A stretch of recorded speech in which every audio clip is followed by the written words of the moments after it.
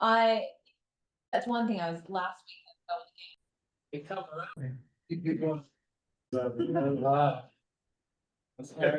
Segregated. That's true, we did. Felix is the only smart one. Okay, you're being recorded, Andrew. Thank you. I just wanted to let you know.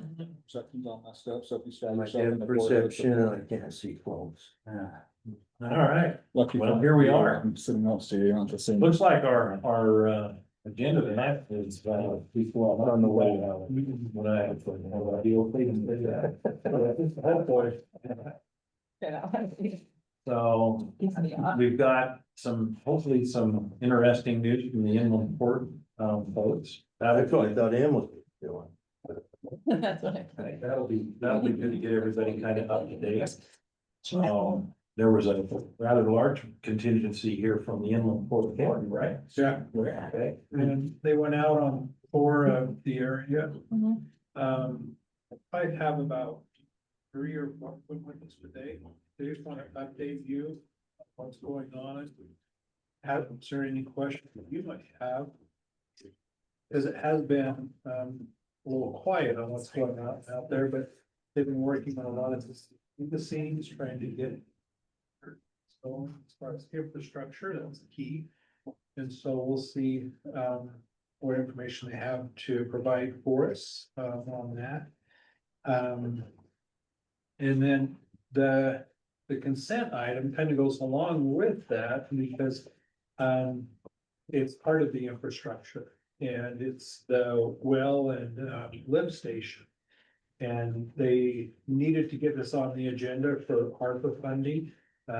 This was kind of a rush thing. And so even though they just barely submitted their application, we got it on because we just didn't want to lose their funding and that. So Felix can update you on that when we get there. Yeah, for sure. And just an addition to what Director Fuller said. These are pretty innocuous. I mean, they're pretty straightforward. You know, if you want to look at the design or review that, whatever level you want to get to, but really they're pretty straightforward items, both of those two, the water storage. Water storage was negotiated between Black Pine and Warren West Warren Water District, so the owner of the water storage, I think it's what, 1 million or 1,000,001 gallon? Yeah. Water tank, so it's pretty sufficient. It'll be the only one that they have on that water system when it gets put in, so that's a big deal for them. And So that's serving Black Pine and that whole district, that whole water district. and the inland port? I don't know if it's going to service inland port. I think Okay, they're just gonna that makes more sense. I'm Yeah. like, they need a lot more than that. they're gonna have their own that they'll have to Okay. work on. That's a question for them though, but I think it's just their service area. Oh, that makes more sense. Oh, and by the way, too, while we're on Black Pine, Bennett Farms got approved by the county commission today. Without any condition, well, some conditions, but it was conditions that were already there. They basically approved it how you had recommended. So, Specific senior housing. no, Okay. no, they allowed for some flexibility in the market to dictate those things. Great. That's Gibson's. Yeah. That went through very well. Yeah, Good. So, okay. And the administrative item is really pretty simple. It's to approve both phases of the Martini Legacy subdivision. So the whole parcel, the whole 40 acres. There was one thing I wanted to ask Felix on. There was the residents in Hacian and the other one were concerned about the streets connecting. I'm pretty gung ho with the streets connecting, but was there concern? I guess they mentioned that they thought their streets weren't adequate, so to drive through to the other side, but they're public streets, correct? They are Public public streets. residential streets, so. I don't see a They're reason stone. why they wouldn't be adequate. I don't know, no, that was just something, They need to be connected. okay, It's I that wasn't sure if there's something that you guys know out there that I don't, but I was like, I don't think that's a valid. It's an assumption, but I would assume it's because they need to move their private stuff off of those streets. Trailers, et cetera. Oh, just don't want They the, don't they don't want the truck. oh, okay, so they're using those stub streets as their own personal property, Yes. and so they don't want to do that, Yeah. okay, so I was like, yeah, lots of streets going through, that's good planning, and, yeah, It is, yeah. so. I think their plan works out really well with the I like neighboring it. development. Okay. So really pretty straightforward. Any other questions on either of those items or anything else? I just found it shocking how chatty Cammy was at the June 12th meeting. I was. Yeah. You know, I was reading, and I was like, "Who's the meeting I missed?" Cammy was saying, I'm like, oh, that sounds familiar, that's what I said. So, just on the meeting minutes, they put everything that I said is. It was Cammy. me and it wasn't me. I did see that, I was like, well, no, that's wrong. So if there's any corrections that need to be made there. I'll bring it up in the meeting, but it's just all the references to Cammy, to Commissioner Claus or Commissioner Wickern on the June 12th meeting. And my name has an H on the end, it's not that important, but. It is important. It is. They don't put the H on the end. So. We'll let them know.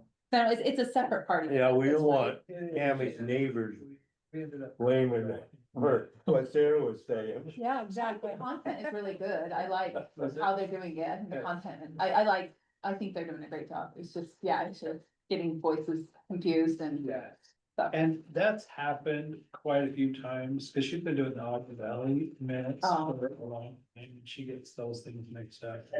We're supposed to introduce ourselves.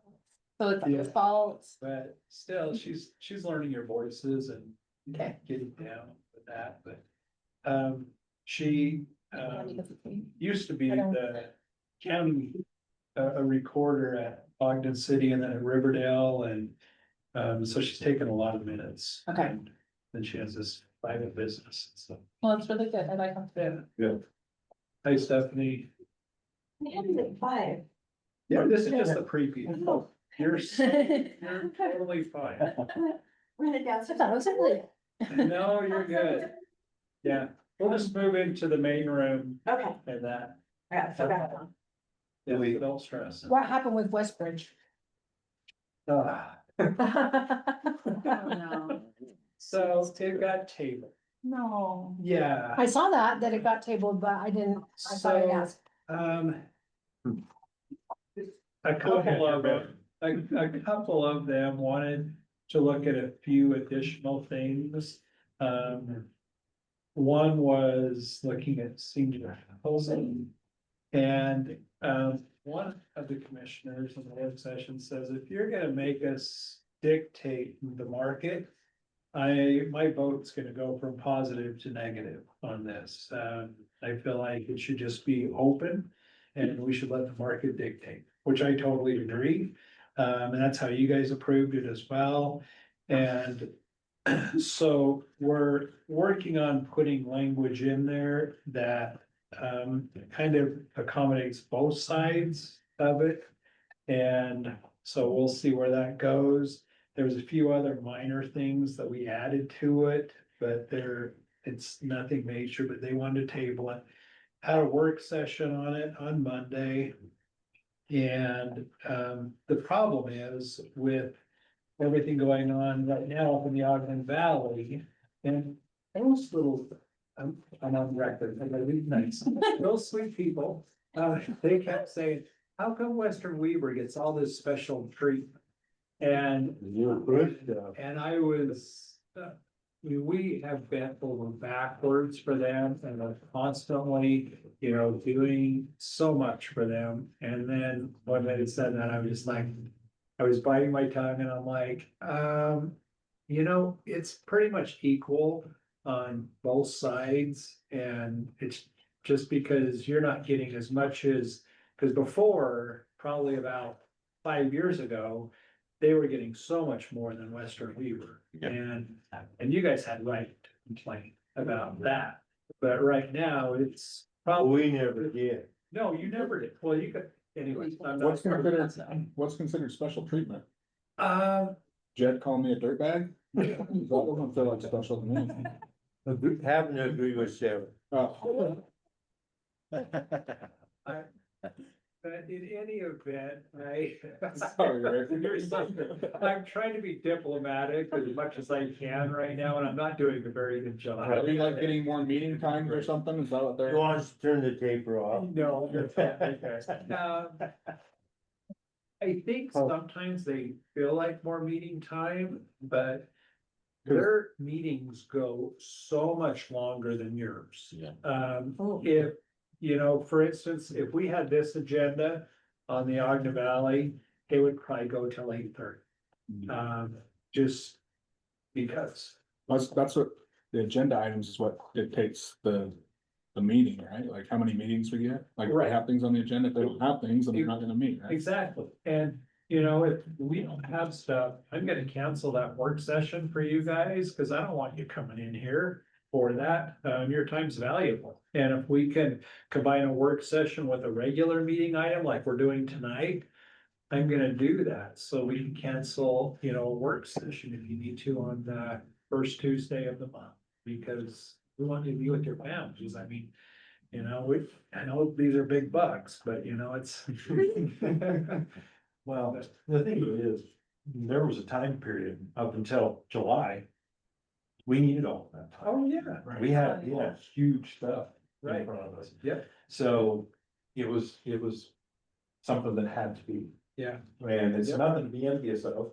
We could have gladly let them have it. Right. Yeah, well, and there's been times where they've needed it and you haven't, and there's been vice versa times, and so. When we equal it out, I would probably say over the last 5 years, it's probably been about 50-50, the amount of time that's spent on both. But when they made that accusation, I was just like, oh, heavens, I'm just gonna try to bite my tongue.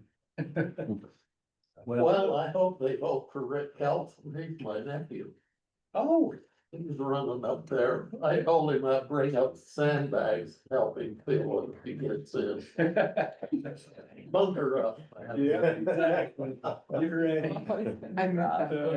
Yeah, I'm proud of I him didn't for doing that, we'll see how it goes for him. Yeah. You know, and there are some good people on there that's running out there, so it'll be interesting to see how it happens and everything shakes out. He's been to charm school. Nice. That's military. The one you went to, Wayne? Yeah. Reinforcement. He got, she just. Sliding around in that seat and expect you to smile and, yes, crystal, sir, crystal clear. The West Bridge. It was the tale of two different meetings, Yeah, 180 degrees from each other. so do. For today's meeting versus last week's Tuesday meeting on West Bridge. Today it went through very professionally done. I guess the few questions that were asked were answered. Yeah, And last week's meeting, and that was for for Black Pine, and last week's meeting for West Bridge was a little more contentious with one particular commissioner. So there's only Um, one commissioner pushing for senior housing? yes. Okay. And I think that after yesterday's work session. I think that may have taken some of the steam out of that situation, I hope, I don't. But things did go much better today, and I hope that when they come back on for their meeting, it goes as well. Yeah, West Bridge most likely won't be back on until September 3rd or the 9th. So it really depends, or maybe it's the second, yeah, second or whatever the next meeting is, so, the 9th.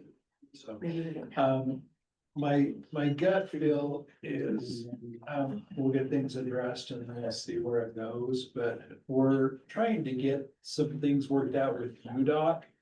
And have some, we're trying to get to the point where we can get a feasibility study on the corridor. And so, but we need to show rooftops. The problem is we don't have the rooftops, but we can show all this development has been approved or is in the process, and so. I think with Westbridge and Bennett Farms, Westbridge being 14,000 residential units and Bennett about 3,000. Those will help towards that. So we'll kind of see where that goes. Yeah, it could be a good thing, could be bad. It could, and planning personally would like to hold off on that.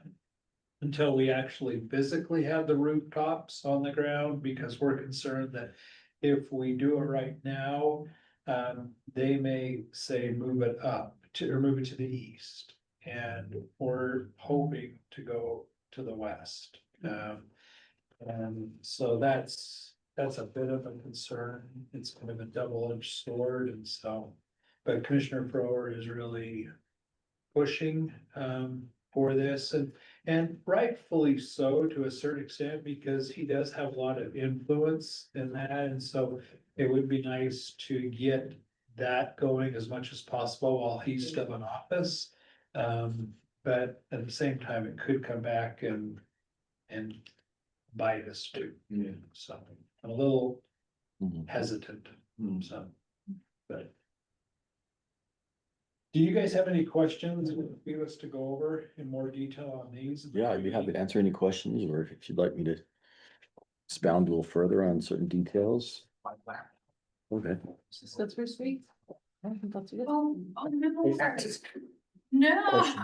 so what have you been doing all afternoon? Just the way place work. Can we- I went through the And Twilla Valley. why not a little bit, did you already cover that, we're gonna do that this time? Yes. Okay. Yeah, so on the first one, Felix, if you talk to the applicant, he's in first. Yes, yep, he'll be here, Dave Loley, so he's aware, he'll go first. And so we're planning on doing that. We chatted about that with Ogden Valley too, so it'll just be from here on out, the applicant will present first. And then staff will present after that. And then we'll see how that goes. We just wanted to make sure that we weren't it kind of looks like we're representing the applicant, Yeah. and we're not. All we're doing is showing how it's meeting code or not meeting code. And so I thought it might be good just to have the applicant present. And sometimes it may not be that polished, and sometimes it may be, so. I think the idea is to give them kind of a short synopsis so that we don't have something like a 3-minute time frame is what we suggested, right? Okay, that's what I was gonna ask. There was Yeah, a so time we're frame not for gonna it. ever, they hit certain bullet, the applicant, they hit certain bullet points that we need to know. And then if we have more questions, we can go for it. And I think it's a good idea, they can describe the intent. Yeah, You know, exactly. and that's really, I think that's what we miss. Mhm. Is what their vision or their intent is, and I think that'll be helpful. And as Director Grover and I, when Director Grover approached me with it, I had the same thought, only based on Tuesday's commission meeting. Oh, Because I thought that it would have been helpful if the applicant would have been able to get up in front of the commission Yeah. and put some information out there, so.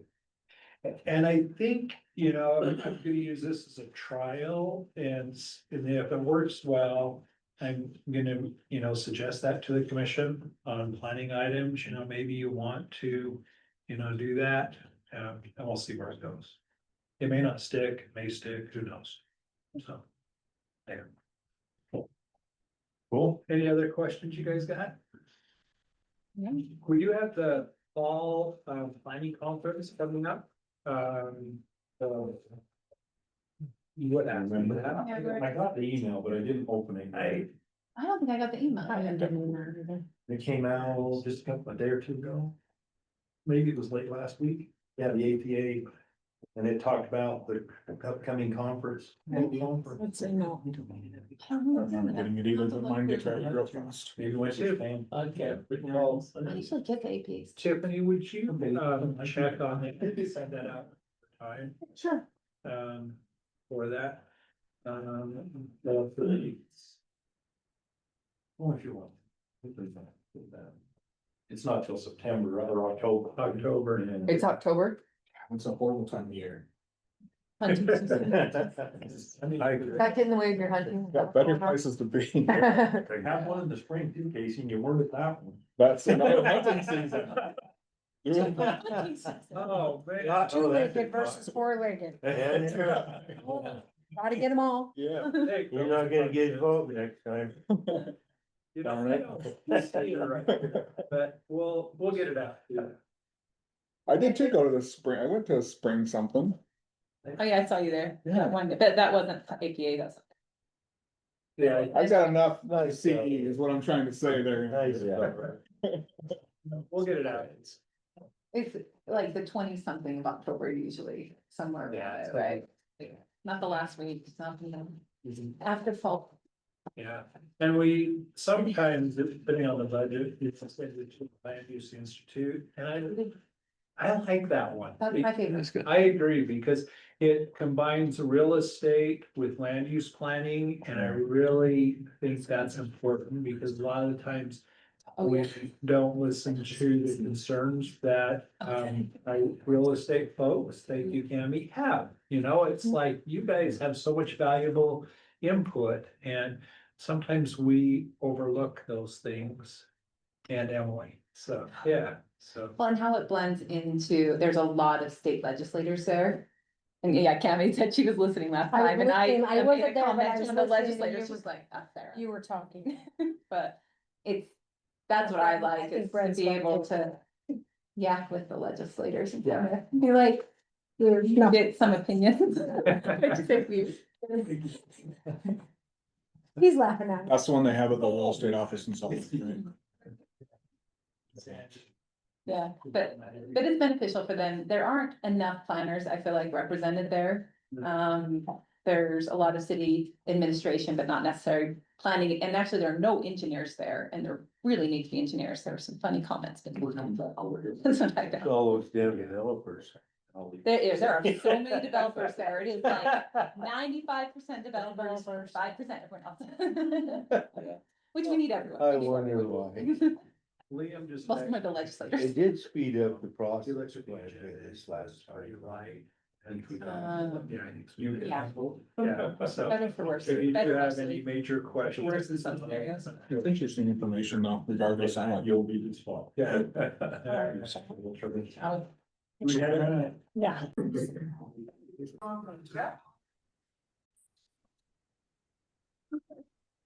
Whenever you're ready, Andrew.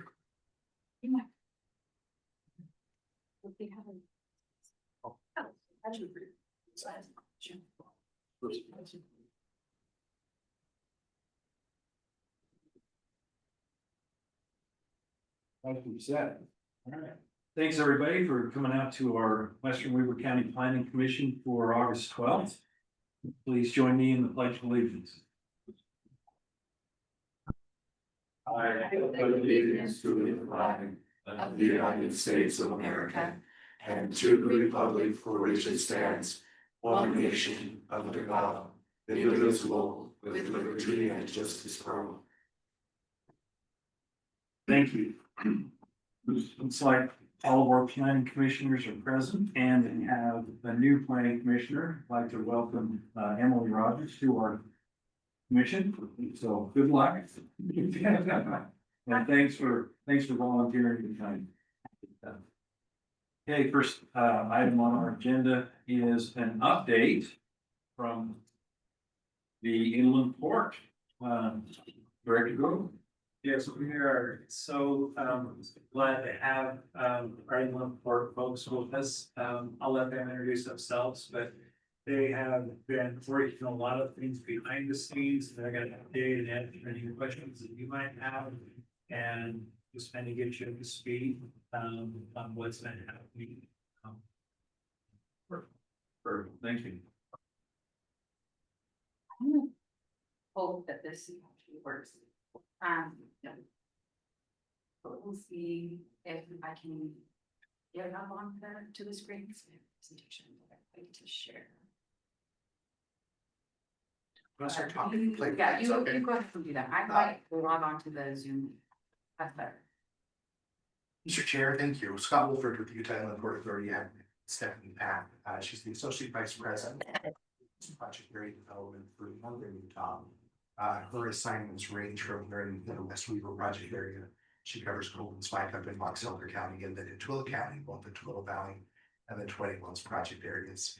We're gonna give a little update. We recognize this is the first time that we have met in front of the planning commission.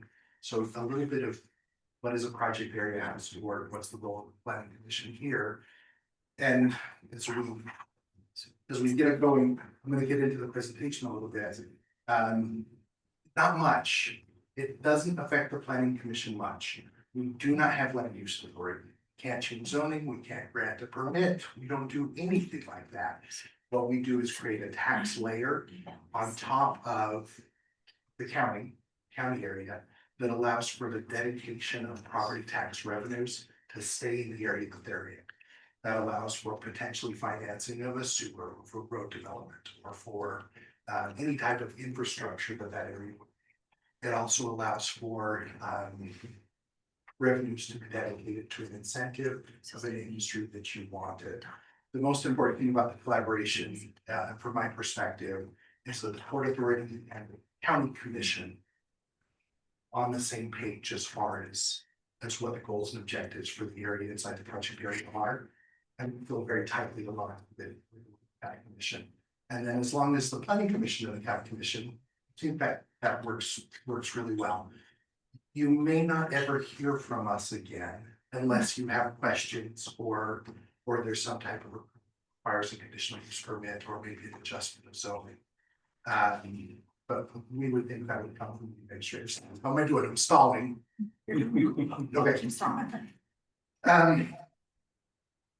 The project area was formed just over a year ago. It's about 7,000 acres-ish. I'm going from memory now, which is dangerous. Again, it creates a tax layer where if you think about three streams, which this is a lot easier to explain with a visual, but the existing property tax base is frozen for the term of 25 years. So whatever property tax revenue, all the taxing entities were receiving by taxing entities, the county, the school district, mosquito abatement, the fire district, your special services for law enforcement, all of those things will keep getting that amount for 25 years after you trigger. And then there are two additional streams, 25% of the increase, which everybody calls increment, but our code calls it differential. It's the same thing. So if that increase over 25 years, 25% also goes to those taxing entities. And 75% comes to the Port Authority. That money is not movable. You can't take Weber County money, can't consolidate money and bring it to Weber County. It has to stay within the project area by statute. And it's up to the local stakeholders, the Weber County Commission, and also the steering committee of the Port Authority. How am I doing? You're doing great. You're doing really good. We collaboratively determine how to spend those funds. The infrastructure needed in West Weber County is significant. That develop and the projections of growth, especially when that West Weber corridor named to be builder West Weber corridor looks like are going to be impactful. And the burden for that infrastructure build, certainly some will come with the state roads, but a significant portion will fall to the Weber County residents. This provides an avenue where the burden of that cost will fall to the industries that will locate inside that project area. Okay, do you want me to move? Do you want me to keep going? Is that showing up on your board? So we've seen the same thing. We have a litany of things in our toolbox. These aren't very interesting to most communities, most of these. Outside of the creation of that project area, we can do a foreign trade zone. We have an infrastructure bank that was capitalized at about $65 million that we can loan to either public or private entities.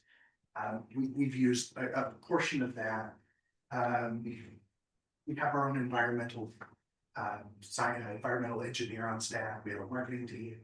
We do a custom branding for your project area, which Vice President Pack will show. But that project area has been the tool that most communities have really sought after. Mr. Chair, I'm going to pause there if there are any questions, if that's okay, before I keep going. Commissioner? One question, Please. just kind of how the tax differential works.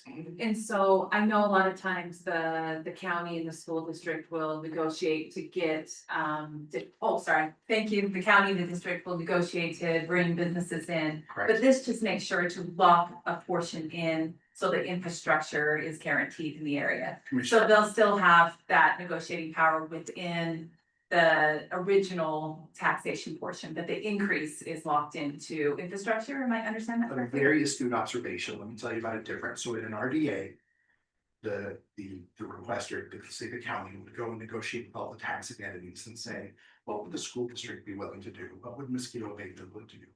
The project area works a little bit differently, very similarly. But in that, the land use authority speaks on behalf of all the taxing entities, so it forgoes the need for any type of negotiation or interlocal agreement with those. So all of those entities contribute 75% of that differential over 25 years. That's how it is in statute. Those are just how it works. That answered the question. No negotiation. That makes it a very quick to create, where you don't have to spend the time negotiating with the taxing entities. It also absolves the taxing entities from needing to take a public vote. Burden for that falls on only the county commission, on the school board, not on the.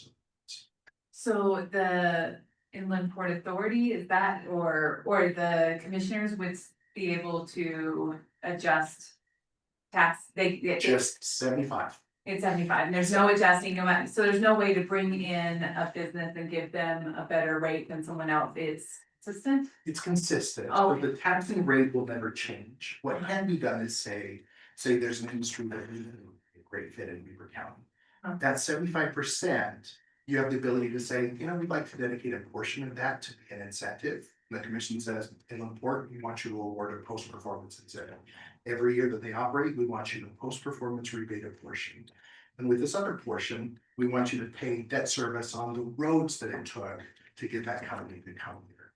But there doesn't have to be a negotiation about a percentage. It's 75% that we have to play with every time. Of the total, amounts. Total increase, right? Of the total increase. Correct. Not the original amount that those entities, so it wouldn't be including, it would just be. Oh, gosh, so the same amount goes to the schools, they're not part of the negotiation, the same part goes to It doesn't, so that 25%, so it's a tricky one. the 25% 20% is stays. gonna stay the same percentages that everybody gets. School districts are usually about 65, 70%. I haven't looked at Weaver for a little while, so I can't remember off the top of my head, but say it's 65% of that 25 of that second string there are gonna go to the school district. The way the Port Authority likes to work is that it doesn't really work with existing buildings. So we're not coming into an existing building and taking anything away.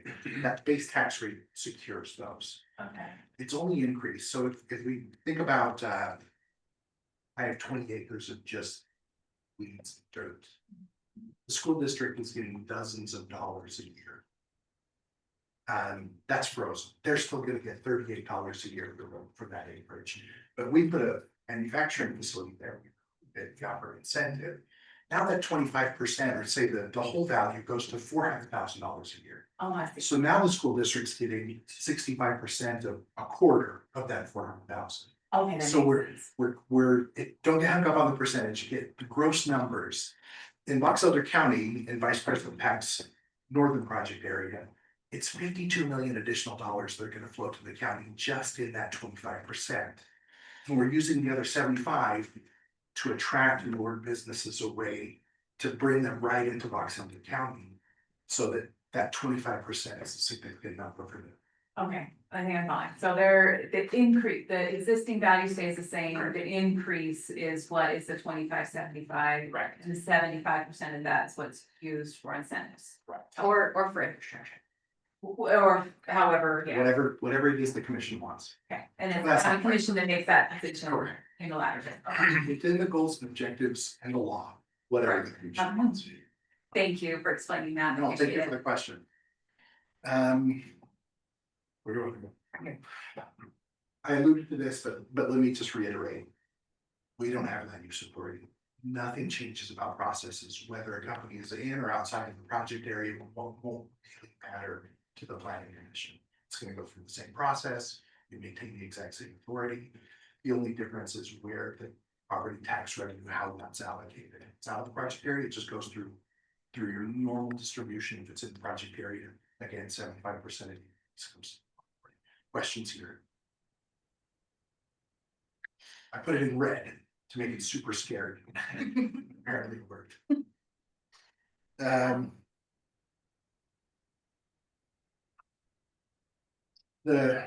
This is a little bit hard to enforce where your project areas are increasing, has been for over a year. The statute requires the Port Authority to have a resolution inviting us in. Okay, we cannot create this unilaterally. So the Port Authority didn't come in and say, Beaver County, we're just going to create a project area. We have to be invited by the land use authority, in this case, the county commission, to create a project area. That was done through resolution in public meeting. They stipulated which parcels that they wanted the project area to exist in, and then amended it a couple of times. We have now created 14 project areas across the state. Our most recent was in Western Utah County, the communities of Fairfield and Cedar Fort, in what's called the Pony Express. The naming and the branding, we up to the local decision makers. We work here mostly with Stephanie Russell, but certainly with the Weaver County staff as a whole. And we see that soon across the state. We have a euphemism of the Port Authority that if you've seen one project area, you've seen one project area. They're all different. They all have different needs. They all have different appetites for different industries they want recruited. They have different infrastructure requirements to make those things happen. West Weaver is a very desirable location that lacks a huge lift with infrastructure. Your friends down in Spanish Fork have kind of a similar situation where west of Interstate 15 has been zoned industrial for more than 30 years. But because of the expense of being first in, they have not been able to recruit jobs to that community. The Port Authority just helped to create a public infrastructure district, and we've bonded for nearly $68 million to do that infrastructure lift, which is going to allow them to occur, creating jobs and revenues into that. We foresee the same kinds of things happening in our county. We're in discussions right now with infrastructure districts to do that, to create that, and then to bond for those type of needs, and then recruit industries that will increase your property values, allowing for the payment of those bonds. Because a PID would be separate from the county, the burden, if we fail to make the revenue projections to make those payments, does not land on either Weaver County or the Port Authority itself, but the risk is undertaken by those investors, not by the taxpayers. Any questions there? I'll just give you a quick update on Weaver County specifically. So we created this project area, as Scott mentioned, a year ago. And if you haven't seen this map, this is the boundary of the project area in Western Weaver County. This area is all privately owned land, and this area is all industrially zoned land. So this is the area that we have targeted as our inland project area. We are going to be, as Scott mentioned, freezing that existing tax base in this area, and using whatever grows here to reinvest in this area. And we are going to be following the Western Weaver general plan as we execute this project. All of the infrastructure that we bond for will be in accordance to what that plan is anticipating is going to come. And that's the growth that we're going to be working towards. So it's about 9,000 acres. We have a wetland strategy that we're implementing with the creation of this project area. That's actually unique among our project areas, since there is such significant proximity to existing wetlands, as well as wetlands within the boundaries of the project area. And we are going to be working really closely with landowners. We have quarterly meetings with the landowners in the area. We work weekly with the staff as we're planning for the anticipated growth in this industrial area. We recognize that infrastructure is a huge challenge in this area. Energy is also a huge challenge in this area. So we're gonna be working close within the tool set that we have to help solve for some of those challenges specifically, and really go along with this plan of creating an energy hub in the West Weaver area to provide power to that area. And we work really closely with our partners with Northern Utah Economic Alliance, the state, to work on marketing and recruitment. So just in the last year, we have had over 30 recruitment projects come and look at West Weaver very seriously. We've had 8 site visits, and we have 4 projects currently in negotiation to land out in this area. These are really, really stellar numbers. They might not mean much, but for us, we see a lot of interest in this area. And these tools really allow the county to take a proactive approach to recruitment rather than a reactive approach to recruitment. We can be really choosy about what projects, what types of industries we recruit out into this area. And we can leverage some of these incentives as a way to bring in the type of growth that we want to see. With that, I wanted to pause here for any questions from the commission. Commissioners? Mr. Chair, could I just ask a question of my own? And you certainly don't have to answer this because it's a surprise, but as you think about what fits the general plan, what type of industries would you like to see in this area? What type of conditions would you like to see imposed? The nice thing about having this tax differential to award as an incentive is we're not just limited about what administratively can you allow there, but we can impose conditions to do that. Let me just give some examples. In Tooele County, it's very important to them that companies that come in offer internships to trade school or high school or university students. That feels like an imposition, but the industries love that. It creates this workforce pipeline to do that. And a host of things. There can be requirements for a certain percentage over county wages, average county wages to be imposed there. You have a lot of options there, and this body is certainly super familiar with your general plan, the vision of how to this goes out, what is going to be needed, and what you don't want for us to be pretty in that area. Certainly Vice President Pack is your conduit, and Stephanie Russell for those comments, but please feel free to contact us anytime if you say, I have a question on this, or here's something I'd like you to chase, and want to be, as Vice President Pack said, we want to be choosy about what's in this area. It's a phenomenal opportunity. Growth is going to happen. We want to do it as correctly and get the best and highest use out of that as possible. So I said I was going to ask a question, and then I just ran over. That was pretty good, wasn't it? Yeah, it alludes to my question, Scott, so. Yes. The previous slide, that was gonna be my question is, if I'm understanding this right, recruitment projects 30, that means there's 30 different types of companies that you're trying to recruit, right? Yes, sir. What types of companies are those? It's a little bit all over the place. The county has specifically asked us to chase advanced manufacturing and something that's a low water user, and for now a low energy user. That puts some constraints on us. There's some new things out there that maybe would use a little bit higher energy that we can deliver today, or that we can find today. But those are the things that they want us to chase.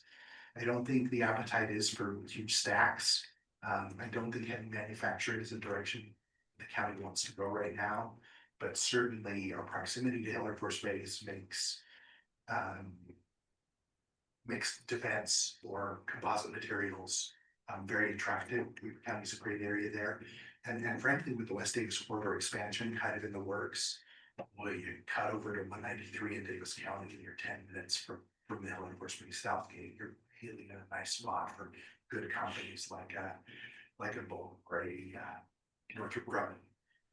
The build out of Union Pacific rail resources makes a wonderful opportunity for transload to reduce the impact on the roads. 39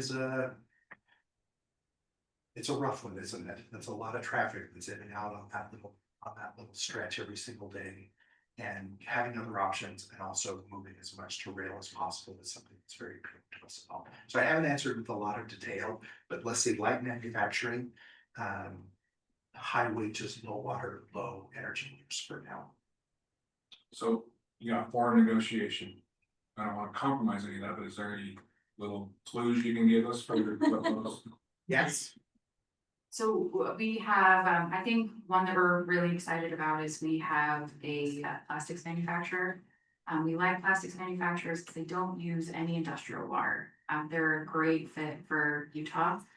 They also bring in their raw materials via rail. And so it's actually a really great industry, and it's an industry that we have a lot of density in here in Utah. And so that's one that we're chasing really, really aggressively.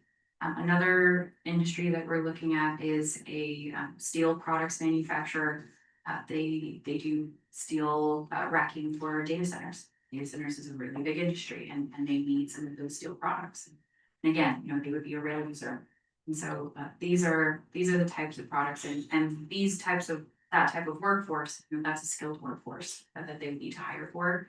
And you have 500,000 people within 30 minutes of this site. And so it's a really, really attractive industrial area for these companies, to give them peace of mind to be able to attract the caliber of employee that they need and the quantity of employees that they need. So we to put this in perspective, you know, this will be a crucial industrial hub for the region, you know, for Davis County, for Weber County, especially as the industrial centers that exist today, the Freeport Center, for example, or BDO Ogden, they're built out. They don't have any additional acreage to expand.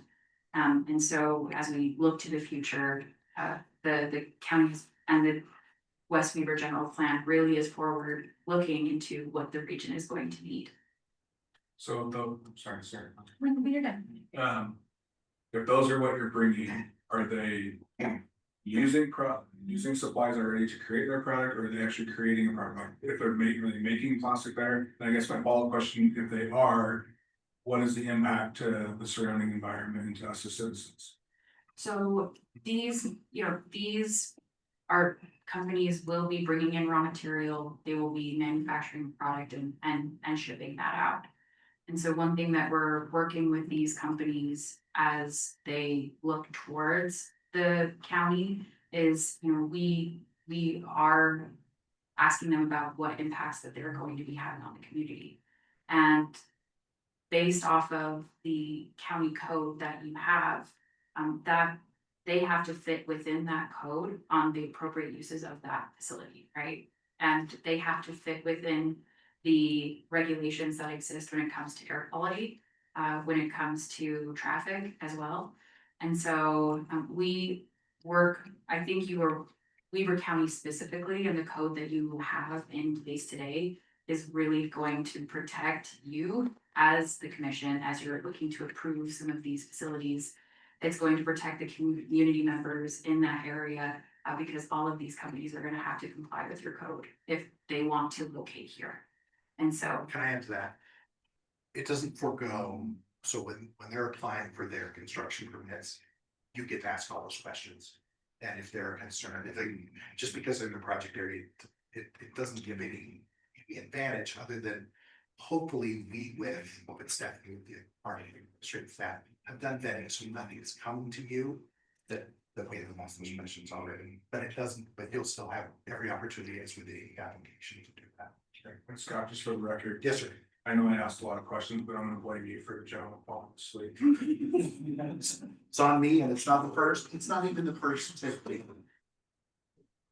I just wanted to make a statement going back, you asked what kind of businesses we would like to see, and for me, what would be important is a diversity of wages, salaries, and specifically, I don't wanna see a company that comes in that brings their manufacturing here, but the design and those jobs that have may have a different education requirement, different, because I'd like to see not only this diversity of wages and salaries, but also a diversity of people coming to the Western Weber area. I think that makes a nice culture. So that would be my request. Thank you. As a Weber State and Ogden High alum, and appreciative of the university and also the tech school that you have in the area. Thank you. That's wonderful. I'd like to build on that a little bit. We have, had some approval on large development over by the river. We're working on another one. And I guess my concern is I think I would like to see the wages for people to afford to buy a home. Because to me, if we're warehousing people in Ogden City, because that's where they have to be, it's gonna, I'll just say, make the traffic problem on 12th Street even worse. So, you know, if there's anything to do to get the kind of jobs that we really need, I think that should be almost the #1 goal. Thank you, thank you. Commissioners, just so you're aware too, when projects do come in, the planning staff works very closely with Stephanie, Russell and her team, looking at land use and any possible challenges that they may have. So they're aware of those issues up front, and we're recording them. Things like that. We make sure that companies are aware of the air quality constraints that we have here and the focus that we have as a state, as a community to mitigate those impacts. And if they can't meet those standards, then they move on to other communities. You know, they continue their search somewhere else. And so that's a big part of our job as that front end entity to help support Stephanie and her team, making sure that we're meeting those. Running for Stephanie comes up, she can take over.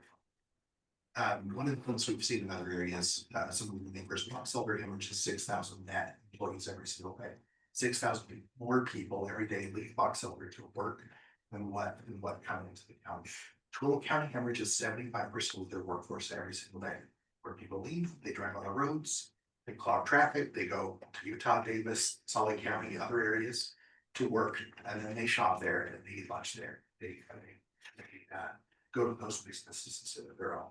I don't know what the numbers are in Weber County, but they're not, they can be better. And keep people where I don't live in Weber County. I grew up here. It's great. I loved it. Go Tigers, go Wildcats. I live in Davis County. I work in Salt Lake County. And that's a norm that happens. Good jobs in the area where people can live and work and get home in time to go to the dance recital, coach their soccer team. That's the key. Scott, before you step down, could I get the spelling of your last name, please? WOLFORD.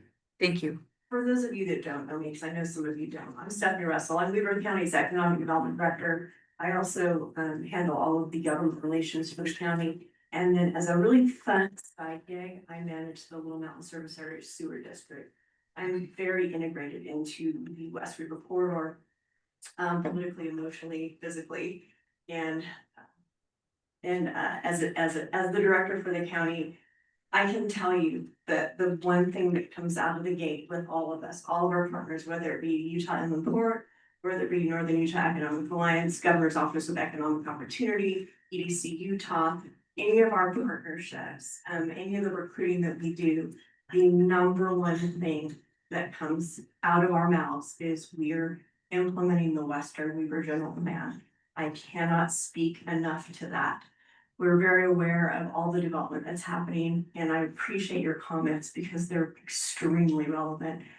We are never desperate in that corridor. We need to put the infrastructure in so the housing can go in and so that the job creation can occur as well. But what we're building is a city.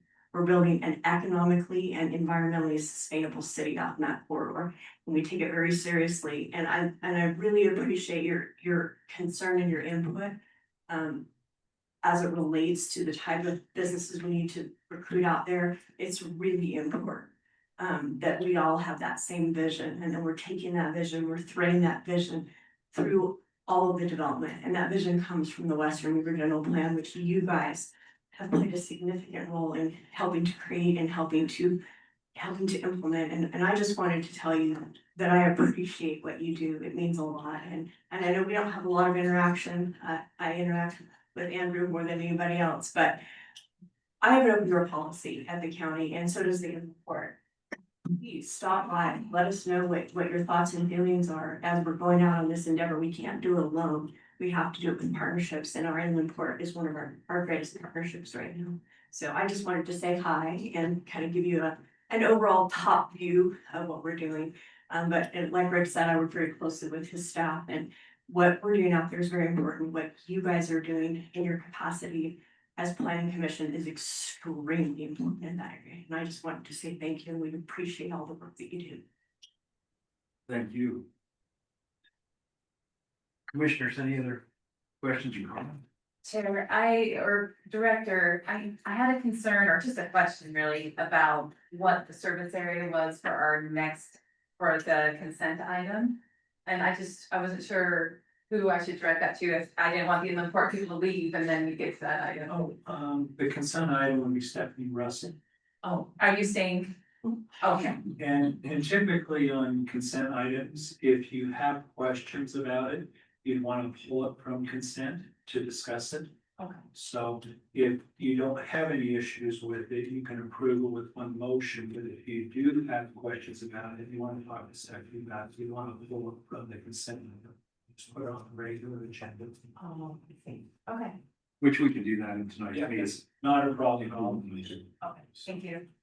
Mr. Chair, if I could just offer, Certainly. you probably will never see us again unless you want to, but at a standing invitation, we're happy to send it back to your account of what's going on at the time.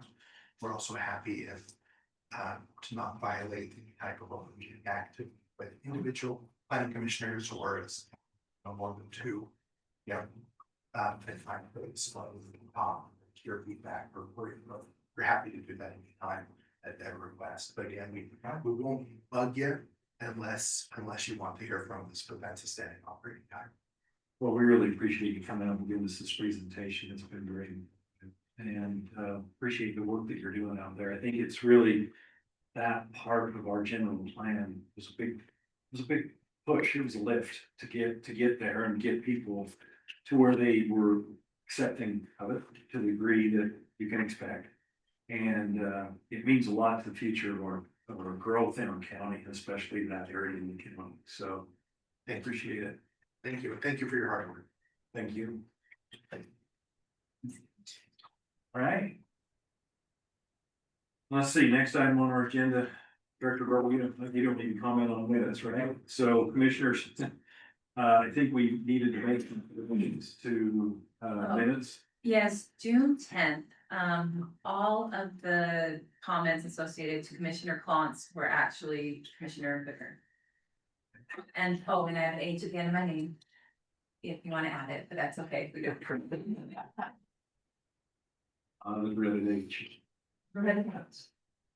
Okay, with that said, we'll just go ahead and make corrections. We'll approve the minutes with the corrections. Or included, I should say. Okay. Next item on the agenda, Director Grover, I'll let you go ahead and advance it. Thank you, Chair. So these items this item on the agenda, typically we don't have very many consent items. Typically, they're open for discussion. But if any of you want to pull this from consent, you can, and then we can discuss it. We can't discuss it without pulling it from consent, but if you want to approve it, you just make a motion to approve these as recommended on the consent agenda, and then they send them. Commissioners? I just want to ask my question. I'm not really concerned about approving it, but if we could pull it just like have one question, I'd appreciate it. We have to go through a process for that. Yes. Okay, all right, so I will ask for a motion to pull item 3.1 from consent agenda and add it to administrative. Yep, just the regular. Add it to the administrative. Okay. I'll make that motion. Have a motion, do I have a second? Second. All in favor? Aye. Opposed? Motion passes. So now we'll go to item 4. We're just gonna move 3.1 to 4.1, and we'll move 4.1 currently to 4.2. Is that confusing enough? Okay, so we'll give some discussion to the request for approval of a conditional use permit for the new sewer lift station and water storage called the Promotory Lift Station and Promotory Water Storage located at 6137 west, 900 south. Okay. My question is just, what is the service area for, the water tank and the lift station? Who will be getting the infrastructure, is that what you're asking me? Yeah, Okay, who will so, serve? quick and dirty, explanation of public infrastructure districts, for those of you who aren't completely familiar, they're a little tricky. So public infrastructure districts are created by state statute. This particular one, Promotory Commerce Center, they will build all the infrastructure. And then in their governing document, it lists specifically, the county's policy is that it lists out what entities will be receiving that infrastructure once it's built. In this particular case, the sewer system right now is currently going to be going to Central Weaver Sewer. So that Lipton line will go to Central Weaver Sewer, and the water tank will go to West Warren Water District. So they go to actual districts and governing bodies. The PID cannot own infrastructure. That's not something they can do. They can fund it and build it, and it has to be gifted and transferred over to a governing body of some sort. Okay, so it'd just be anyone in those service districts that would be benefiting from these, from the new sewer lift station and from the new water tank. So Yes. just be a part of those systems essentially. Correct. So just give you a quick example of the sewer system. That sewer system, the county asked Black Pine when they were proposing their development. They, in their development agreement, that it had to be a regional sized sewer system. First in has to take the burden. So that's why that's why we created the PAD. And then they're also part of the inland port. So that they have access to those finance mechanisms to go out to the bond market and bond for that infrastructure. Ultimately, as the development happens in the county out there, whether it be housing or from the industrial elements of the port, as people are wanting to connect into that, they will go through the connection process through the district that owns that infrastructure. Does that help you? Yeah, that's So there's opportunity for some of the housing projects that you're exploring right now to connect into that line and lift, because it's being designed to be a regional size line and lift. Thank you, that was my question. Okay. I've got a question, real quick. How big is this piece of property where these two are on? The development area for where, How many acres is this setting on? Is it a very small acreage or 10 acres? Or is it 5 acres where this facility's gonna be? so the lift station and the liner in the 12th Street right of way. So it's just in the right of way. The water tank down. It's about 0.6 acres. 0.6 acres on the Promotory Commerce Center PID project area. Is that the whole property down on the water tank? It's larger than 0.6, isn't it? Yeah, the portion that the water tank will be sitting on, the fenced boundary of the water tank is about 0.6 acres. Okay. Yeah. But the property itself is gonna be dedicated to the water district's a little bigger than that, correct? Yes. Helpful. Okay, good work. Out there. Any other questions? Okay. All right. I'll ask for a motion on the new item 4.1. A motion that we approve item 4.1, request for approval of a conditional use permit for a new sewer lift station and water storage. Called the Promotory lift station and Promotory water storage located at 6137 West, 900 South, Unincorporated, Ogden. Perfect. Motion, I'll ask for a second. I second that. Have a motion and a second. Do we have to do a roll call on this one, administrative? Okay, all in favor? Opposed? Motion passes. Thank you very much. Next item on the agenda. Administrative item 4.2, Commissioner Grover. Thank you, and Commissioner. Excuse me, Commissioner Grover.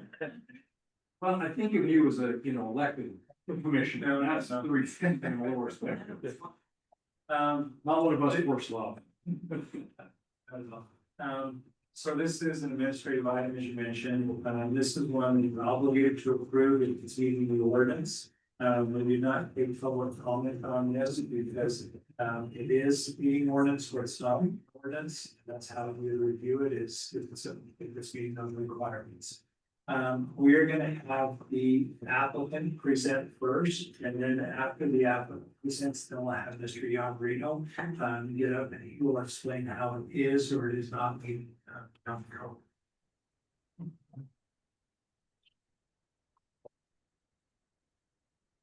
How are you?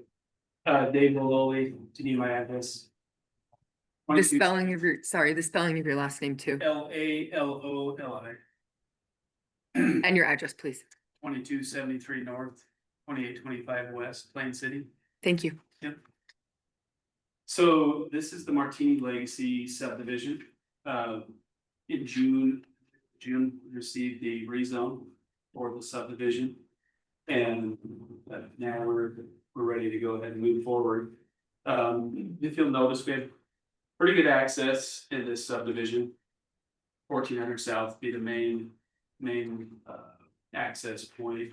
We do have the condition in the rezone to widen 1400 South from our east border to 3500 West. And that's really based on engineering approval, if I understand that correctly. We have connections to 4300 West as well, going through the Lleverino subdivision.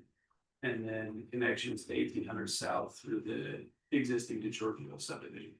And they're also in the development agreement for the rezone conditions where we have to improve at least one of the roads that wasn't fully finished and connected in the DeGiorgio subdivision. So, and I know there's a comment from the DeGiorgio subdivision about potentially something different that I think you'll probably discuss here, but as far as we are concerned about that, we're okay with whatever the county decides, whatever the planning commission decides on that, to connect it or not to connect it. Our goal is to just continue to move forward and be able to get this subdivision online. That's 116 lots. 2 of the existing lots are part of that. The Martini zone and will retain, so it'll be 114 new lots. And we comply with all the other rules and regulations to get the amount of lots that we're getting here with connection and trails and things like that. Any questions for me? Just one quick clarifying question. You said that you're gonna improve 1400 South all the way up to 3500 West, right? Yeah. I'm assuming you're half. Yeah, so our full section, and then from our east border to 3500 to widen it to. Awesome. I think we're between 2 and 4 feet that it has to widen. Okay. So, and that was something originally that the planning did. Right. Commissioners, anything else? Thank you very much. Thank you.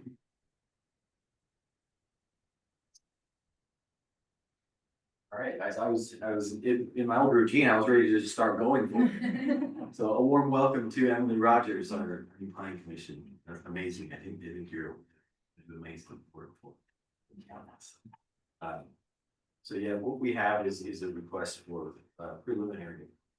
In this case, the applicant, the developer is looking to get approval for this development. Every lot in here is a single family style development, and you also have a series of public roads throughout this, and also some public pathways as well. And we also have the total acreage, looking at it, is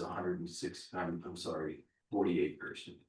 And what you would do is you would take that 40 acres and you would times it by 2.9, and that will give you your maximum density for this R115 zone. And so that's how this development has been designed. And another important detail that we could discuss or look at is these red arrows that are, see, they're exiting two in all directions. And what that is it provides your formation of blocks. It also provides connections to existing neighborhoods adjacent. So you've got on the west edge, you've got Anselmi Acres, and that's a pretty new development. It's recently come. And then on the south, you have the Giorgio, and that's been in for some time. And the improvements from the Martini legacy will connect to the asphalt improvements in Giorgio subdivision. And then you also have some connections going east, and those ones aren't utilized right now. At this point, they'll just be road stubs. So the asphalt and all the curb cut and everything will just come to an ending point. At some point in the future, we expect when land to the west comes to develop, we can make those connections. And then all, as you can see, there's two connections to the 1400 south. And let's see here, and also a contribution to the Parks District. So because this land was rezoned for the R115, there's the general plan basically makes a recommendation that each new development needs to contribute to the parks and open space aspect.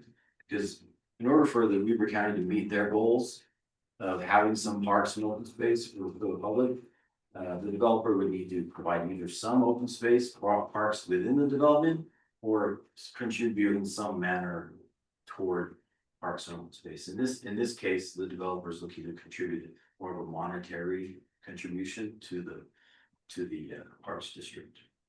And let's see here, and also 1400 South Street improvement. So this map that you're looking at, it does help to show those improvements that would extend straight east to 3500 West.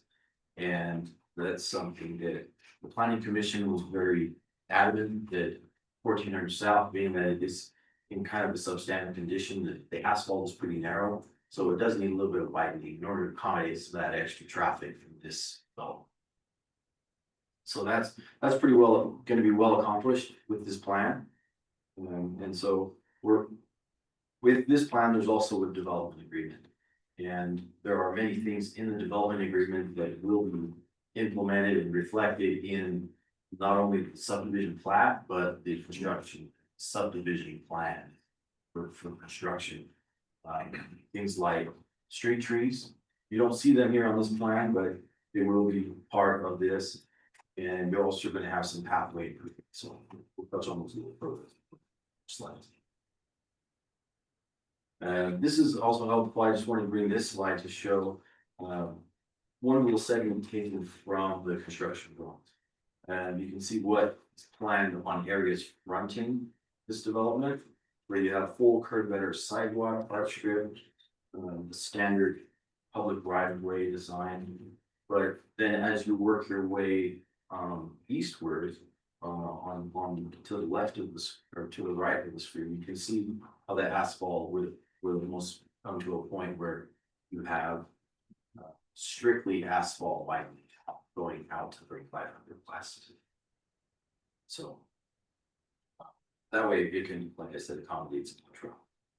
Sorry, just a quick question. Yes. Is the curb and gutter on sidewalk on both the south and north side of 1400, or is it just on the south It side? would be on the south side. Good question. Okay, and this map also is helpful to see the phasing, because what they plan to do is get preliminary approval for both phases. They plan to split it in half. And you can see the way that the lots are numbered. You've got the 100 series and you've got 200 series. That's how you can delineate that split.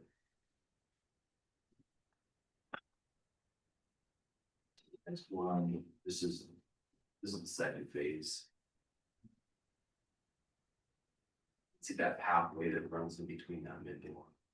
What we're really aiming for is a pathway, some type of pedestrian, the maximum pedestrian length of pathways is about 400 feet.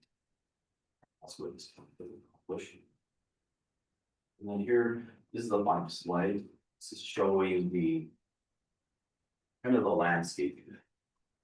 There are some amendments that will be made to this plan, particularly having a little bit showing what type of plantings you'll have along the pathway. pathway corridors. But other than that, you're going to have street trees throughout. And moving on to the, have the staff recommendation slide. So staff's recommendation is for preliminary approval of this request. And we have those conditions in the staff report. So I can read through, there's 6 conditions of approval.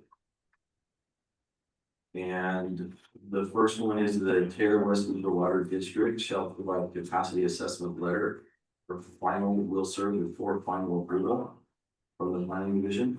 Hooper Irrigation shall provide the same.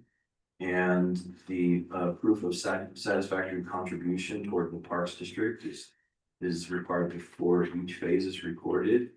The civil drawings shall include street trees and ground cover materials within the shoulder of pathways. And the developer is required to show compliance with the recorded development agreement.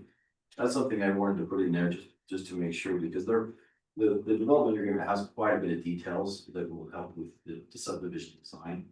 And so that's something that we're definitely going to verify with each phase if they go to final approval. And condition number 6 is the civil drawings shall comply with the Weaver County engineering. Can I ask you a question about it? So engineering hasn't looked at these specific drawings yet? They do have some comments. Okay, there, just in particular, first slide you showed with where the ADA access was. It was still kind of the old school one that goes in the middle instead of doing directional access. Yeah. I don't know if is that something on that they put on the markup? That's something that I can definitely include with our review.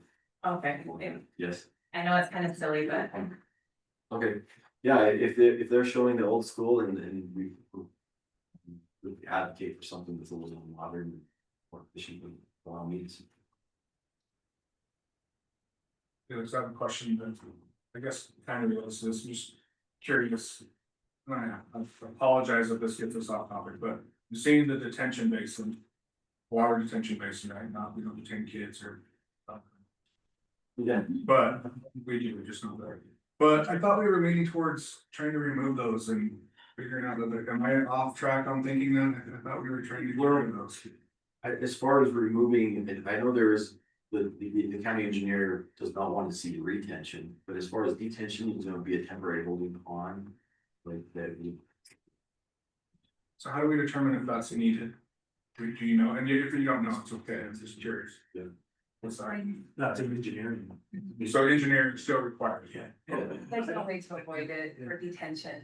Correct me if I'm wrong, but I don't think you have any kind of infrastructure that would hold water from hard surfaces back. If it went straight into a drainage, it would just create. Okay, that's my question. Is that? Yeah.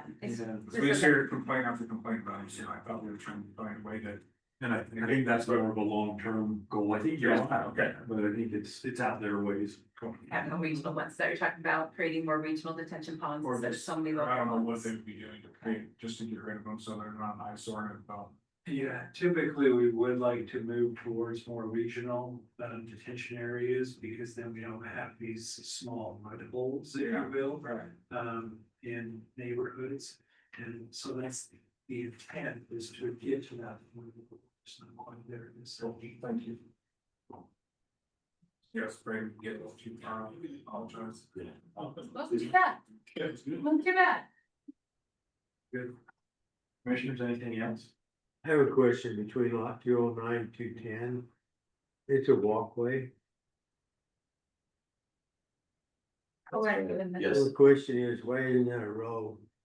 So that property to that, I guess it'd be the east, and it would be more accessible in the future.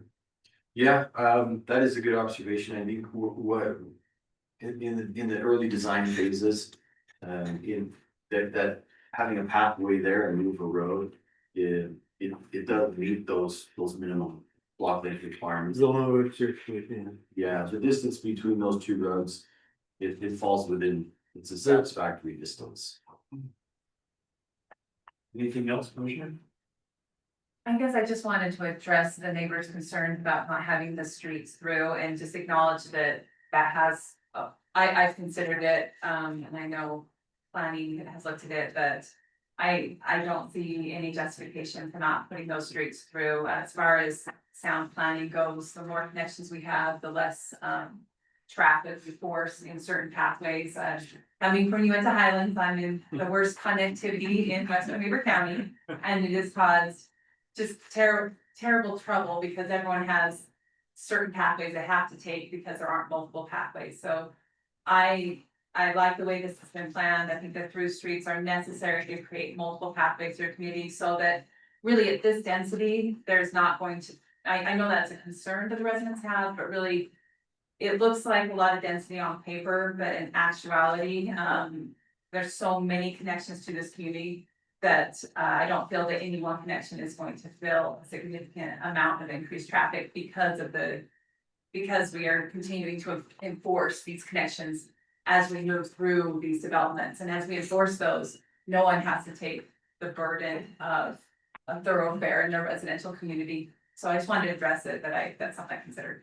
I'm glad you did, Commissioner, because that's a hot button for me too. Those connections need to be there in your observation of the spreading out of the traffic. That's great. I hope that. And just to clarify, those connections are already there, right? From the previous development, we're not putting new ones in, just these guys are gonna be tying into That's the right. existing connection. Yeah, the Okay. connection is there. But we're not taking anybody's property, it's already public road, right?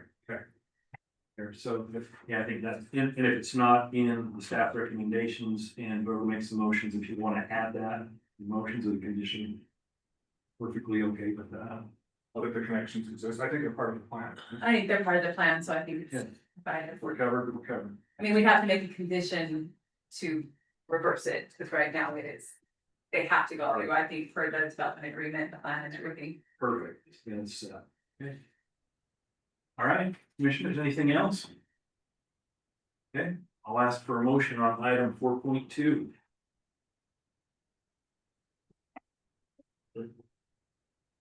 Chair, I'll make a motion. I motion that we recommend a preliminary approval of the Martini Legacy Subdivision Phases 1 and 2 consisting of 116 single-family lots. This recommendation is based on all review agency requirements and the following conditions. Taylor West Weaver Water District shall provide a capacity assessment letter or a final will serve letter before final approval from the planning division. Cooper Irrigation shall provide a capacity assessment letter or a final will serve letter before final recommendation from the planning division. Proof of satisfactory contribution towards parks and open space is required before each phase is recorded. The civil drawings shall include trees and ground cover materials within the shoulder of the pathway. Development is required to show compliance with the recorded development agreement. The civil drawings shall comply with all Weaver County engineering requirements with the following findings. Martini Legacy Phases 1 and 2 conforms to the West Central Weaver County General Plan. The lot area width design are compatible with the concept plan and development agreement. The proposal will not be detrimental to public health, safety, or welfare. And the final one, the proposal will not deteriorate the environment of the general area to negatively impact surrounding properties and uses. Thank you. Motion, I'll ask for a second. Second. Have a motion in a second. All in favor? Aye. Opposed? Motion passes. Thank you very much. Thank you. Okay, next time on the agenda. I lost my agenda. There it is. Okay. Public comments for items not on the agenda. But Mr. Hanson's the only one left here. Will you please make sure you state your name and address, please, for the Yes, sir. record? Thank you. Well, commissioners, back again. A couple months ago, my name's Douglas Hanson, 164 South, 3600 West. Thank you. West Weaver. Hey, I come to you today, I want to address an issue that came up a couple of months ago and reminded me that there are instances where I think you as commission, and I realize that it's something that, when I was in your position, we didn't follow through very well either. And that was when you look at these subdivisions, these developments as they come in, you need to recognize how the developer has addressed the impact for neighboring properties, adjoining properties, not necessarily adjoining developments, or existing ones, subdivisions, but those that are undeveloped and other farmers, landowners who will be impacted by any kind of development. And I can refer back to a couple of things. There's one right now, Riverbend Development in West Weber. There's one neighbor there that I've talked to several times. The development impacted him quite a bit because he's on the backside, the east side of that development. And when they planned that one, they planned to have the water that used to go through that farmer's area to him. When they planned it, the pipeline where it comes from the source to that neighbor was about 10 feet in the ground. And it would be hard for him, and that were subdivision, the developer would end right there. And then it was up to that neighbor to figure out how to get that water, which would, some of you know, would be a real challenge if that pipe's 10 feet deep. And that's his irrigation water. Well, he complained and had to get some adjustments on that so he could get the irrigation water that went through that development to him. Unfortunately, that wasn't addressed up front when it was approved. So he had to follow up after the fact to try to get some mitigation on what happened, what the developer did with his irrigation water. The other part is the open space, that extra that is supposed to be there, especially when you have a cluster, you have some open space. That is now a weed farm. That open space for that development now produces weed seeds like thistle and other noxious weeds for his farm. They blow in and drift over to him, and so that impacts him. That wasn't addressed in the original. So that's a couple of things. There's another subdivision that I'm aware of out in Warren. When it was planned and established, there was a drainage problem. They continued to irrigate, the farmer did, and that irrigation water didn't drain correctly, and they had to redo that because the developer didn't look at how the drainage would be handled in that subdivision.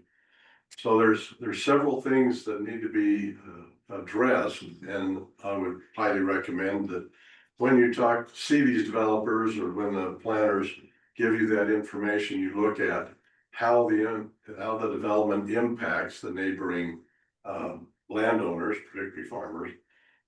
That's my concern, looking for how the irrigation is interrupted and satisfied so that the irrigation water gets to the right place in the right way, so that whoever receives that doesn't have to go to a lot of expense to get that water out of that subdivision.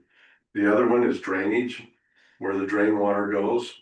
There was one in West Warren, where the drainage water from that subdivision after a rain, it went to the corner of that subdivision, which was adequate for their planning, but it impacted and went on to the neighboring property and impacted them because they had all this drainage water that drained to the corner of that subdivision, then onto his property.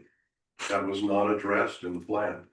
So that was a problem, and that consistent as a problem. The subdivision you just looked at now, there are connections to neighboring subdivisions. What if there wasn't a subdivision, it was a farmer's field? What would happen to the irrigation water, the drainage water, roads, fences, all those things that exist? And the subdivision comes in and impacts that situation. What happens? What does the developer, what has they done to figure that out? Have they gone to the neighboring farmer in this case and say, here's, we're gonna have a problem and this is how we're gonna help you solve that problem? Have they done that? This is something you ought to look into and maybe ask the developer, what have you done to help the neighbors?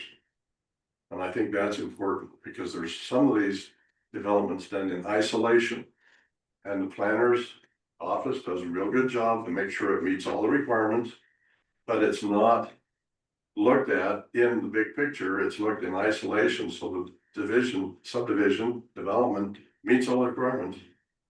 But when we gotta look a little further and say, how does it impact the neighbors? And that, I think, ought to be your responsibility to make sure that happens. And the developer does their due diligence to make sure that they at least addressed it and have mitigation. Now, I have one other example, and that happened 2 months ago. When they had this, was a traditional neighborhood rezone. And the Gibson subdivision, I talked about that. That afterwards, what I didn't realize when I previewed the information was the bridges. And you had quite a discussion on the bridges across the Weber River. What I didn't notice was those bridges crossed the river and impacted my family's property. And the developer, and then I read part of that impact on adjacent properties. I read that. That was a good song and dance routine. I mean, when I read that, they didn't do any research. They just figured it out from a desktop, that this is how they're gonna do it. So when you talked about the bridges and the cost of a bridge across the Weber River, which would be expensive, but it landed on my family's property. Nobody talked to our family, nobody talked to us about that, but that was in the plan. And you looked at it and figured, oh, this will work. And to you, that would work. But the developer hasn't yet figured out what happens on the other side of the river. Got his side very well planned, but not on the other side, because that impacts our family and other neighbors. And all that traffic flow across there, or the trail bridge, that impacts other people and other landowners. And I wanted to address that, but it just impacts, and the developer has done nothing to try to address that on the other side where it empties into other people's land. Haven't done anything, so you would assume it's done, but it isn't. So that you need to look at. One other instance, my brother's property, when we tried to do a development, they came to him and said, here's a map of the property we want to develop. It butts against yours, you're the adjoining landowner. We want you to sign off on this map. And he didn't. He went to a surveyor, looked at the survey, and the map and the recorded survey didn't match. So the developer somehow had a line against that property that wasn't the same. It was several feet off. And wasn't gonna sign that because it was wrong. Well, the developer hadn't done the due diligence to do the correct measurements to follow up on what was recorded on the survey. So anyway, those are the things that I want to address, that you have in looking out for the welfare of the community. Look to the neighbors too, and when they do a development, even though the developer tries to do his best, planners try to do their best, you want to look at that material you get and say, what are they doing with the adjacent landowners? How are they mitigating any impact? Be it irrigation, drainage, fence, roads, whatever. How are they impacting the neighbors? And what are they doing to correct it? In my opinion, the developer should take it on themselves to go to the neighbors if there's a problem and mitigate that and come to an agreement on how that's going to be fixed. Okay. That's my recommendation to you, and that would be helpful to the rest of us in the community. Thank you. Thank you. Thank you.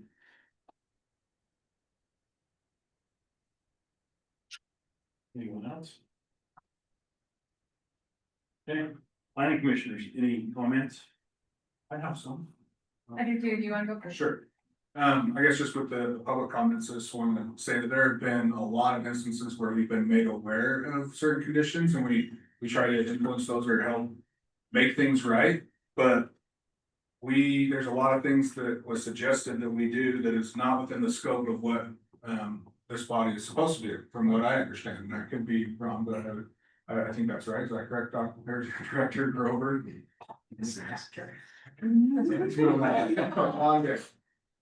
We'll stick with you as a talk. But I feel like there's a lot of comments made on things that we should do, and I guess just to follow up with that, there's a lot of stuff that we don't know are going on. There's no idea, I would have no idea that a water line is gonna be 10 feet down the ground, that's gonna be hard for the neighborhood. That's what engineers are for, and that's their job here. Ours is just to look at the land use and see if it's appropriate for that, and then take into consideration when the citizens, those neighbors, have come to these meetings when something's being proposed and we listen to it and consider it, then otherwise there's no way for us to know. So that would be my comment, I'm sorry. There also is, there's been some changes to state law that takes, some things out of our control. And that is, we can't escrow or ask for a financial guarantee for open space, only if it's in the public right of way. So in a cluster subdivision, if they do have a park or something like that, we don't have a lot of teeth to enforce that. The only thing that we can do is when they do get noxious weeds on there, we have the weed ordinance and that. And so, state law has tied our hands, on certain things because we really can't, even though we show that on there, it's a good faith that the developer will put that in. The only we really have teeth is if it's in a development agreement, and then we have more teeth associated with it. But on some of those, they're not in a development agreement, especially with the old cluster subs.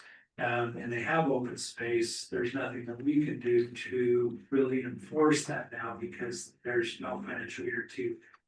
And that's why in a lot of cases, it's better to rezone that open space and turn it into something productive. Right, yeah, it's almost better to have that part of like the park district or something like that where they can maintain it. Right. I wanted to respond to public comment as well, and I appreciate a lot of the thoughts you brought to us, Mr. Douglas. It is bothersome to me when neighboring properties are impacted by development, and I do think our developers sometimes don't do enough due diligence. But I think from an engineering standpoint, on both the developer side and the city side, when it comes to water, not going out of development, they really should be able to plan for that, but knowing about irrigation and such, I would hope that I hope the developer would definitely reach out. I think that is a valid comment. It's something maybe we can mention, that have you reached out to those neighbors to make sure that water is being taken care of, because it's kind of, tailwater, it is kind of a, you know it when you've been there, but it's hard to experience. And as an engineer, sometimes you are looking at a plan and you don't know what you don't know. And so I would encourage your neighbors and those people affected to, if they're not contacted by developers, and that's something we can do, is encourage developers to reach out to the neighbors. We don't have a lot of enforcement for that, but encouraging them to, for sure. And then I guess throughout the neighborhood, having these farmers that want to continue farming, when they see development happening next to them, encourage them to reach out to those developers and encourage them to reach out to engineering in Weber County to protect themselves. I think the county does everything they can, but you can't do what you don't know, and if no one speaks up, then you don't know. And this happens unfortunately many times. The other thing is there is a warranty period after these developments are created. And so if the residents are having issues and they sit on them instead of doing something about them, then yes, it's going to be a problem because there isn't a reaction. But these developers can be held to the standard that of correct design, especially to tame their water, especially during that warranty period or the escrow period. And so I would encourage them to speak up sooner rather than later. I wish that the county engineer and the developer's engineer could foresee every issue.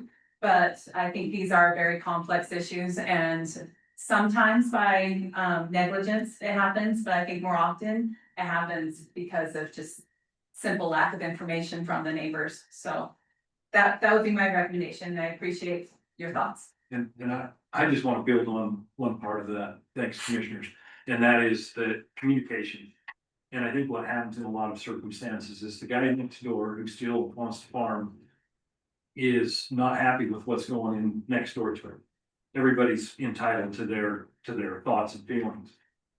But that closes down communication. And or it creates very difficult and contentious communication. And so I think that a lot of circumstances could be mitigated if there was just communication, simple, neighborliness. That neighborliness has to go both ways. So, And that's coming, sorry, but from the farmer. yeah. So, yeah, and I've been plenty upset about, subdivisions that have gone around me too, so it's a two-way street. Chair, I had one more thing. Mr. Douglas also mentioned planning, and I think it's good to reiterate what our planning process is. We don't go out and ask everyone what they want to happen with their land in the planning process. We look at what's beneficial to the community, and that is a plan. But that is a willing buyer, willing seller plan. And so when we see different future zoning, future roads, that's all contingent on landowners accepting that. So there really isn't a reason to go out and get permission to various landowners about how they want to see their land turn in the future. It really is a community plan, and after we create a plan that is beneficial to the entire community, it becomes willing seller, willing buyer, and at that point, they can decide, but we don't go through and ask individual landowners through, as far as I know. But we have set up the opportunity through the general plan, right? For people to kind of We did. They did influence that. Yes, we did. You're right. But still, that's why we still look at that on an individual basis too. Yeah, so I just wanted to clarify that that's why there is a lot planned for people's land that may or may not come to fruition, and maybe not in the lifetime of the current landowner, but landowners come and go, and we wanted to make sure we had a plan that would last through the generations. I would say, just to add to that, that I feel like us as a commission, that is one of our top priorities is personal property protection, right? Like we want to make sure that we're securing what you want, like what you want done with your property, you're able to do, I guess, or that you're trying to protect your property. Can I just clarify one thing? I'm sorry, sir. I wrote your name down as Doug Hanson. Is that correct? Yeah, that's correct. Okay. I think you referred to him as Mr. Douglas, so I just. Oh, wanted to Mr. Hanson, sorry, make sure yeah. that record we have. That's okay, I know what you meant. I do, so I just wanted to make sure that I had it correct. So thank you. Appreciate it. There. I got a comment on the weeds. I think we have a weed group, but they still working. Well, I'm just gonna talk about a place, thank heaven it's not Weaver County anymore. It's on Mary Slaterville, just down from 12th Street. It was farmed for years, and to be fair, it looked about like it does today then. But the problem I see is I would like to see these weeds cut down, because the one thing I do agree with, these weed seeds migrate. That's how we get these weeds out there. So in my mind, it would be nice if there was a way that these weeds could be taken care of. We got one down on 4700, farmers not farming it, not watering it, but the weeds grow just fine. And so I'm thinking that, and I don't know how to do this, I was hoping that the weed group would come up with some kind of a solution for that. Because the problem is if a developer owns it, even though those weeds migrate, that fence line on the other side, it's not his deal. Maybe he impacts him, so I guess what I would like to see, if it's possible, is figure out a way to handle these weeds. We have plenty of weeds along the sides of the roads.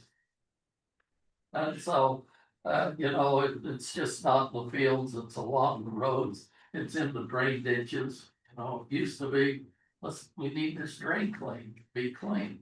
Now, when was the last time you cleaned them? And so I think that there's a lot of things that might be able to be done, but the problem is it all becomes economics. And so until somebody decides that these fields need to be at least mowed off once in a while, I don't see anything's gonna happen except having us complain about it. And so I think it's worth talking about, but to be honest with you, I don't see a solution, a permanent one. I think there's a bit of a solution possibly, and that is when we do master development agreements, we pair the grant in there. Yeah. that holds the developer accountable. One thing we are doing, at the present time is when development does happen, we have code enforcement. They get information out there on the weed height, and they also get information out there on noxious weeds to the developer, letting them know that they need to maintain that site until it's developed. Or else they're gonna be getting fines, things like that. So we have done that, but there's so much more that we can do, to help address those things. And I think putting some stuff in the development agreement would be an excellent, point as well. So I made a note of that. One other comment I did have is with regards to the pedestrian bridges.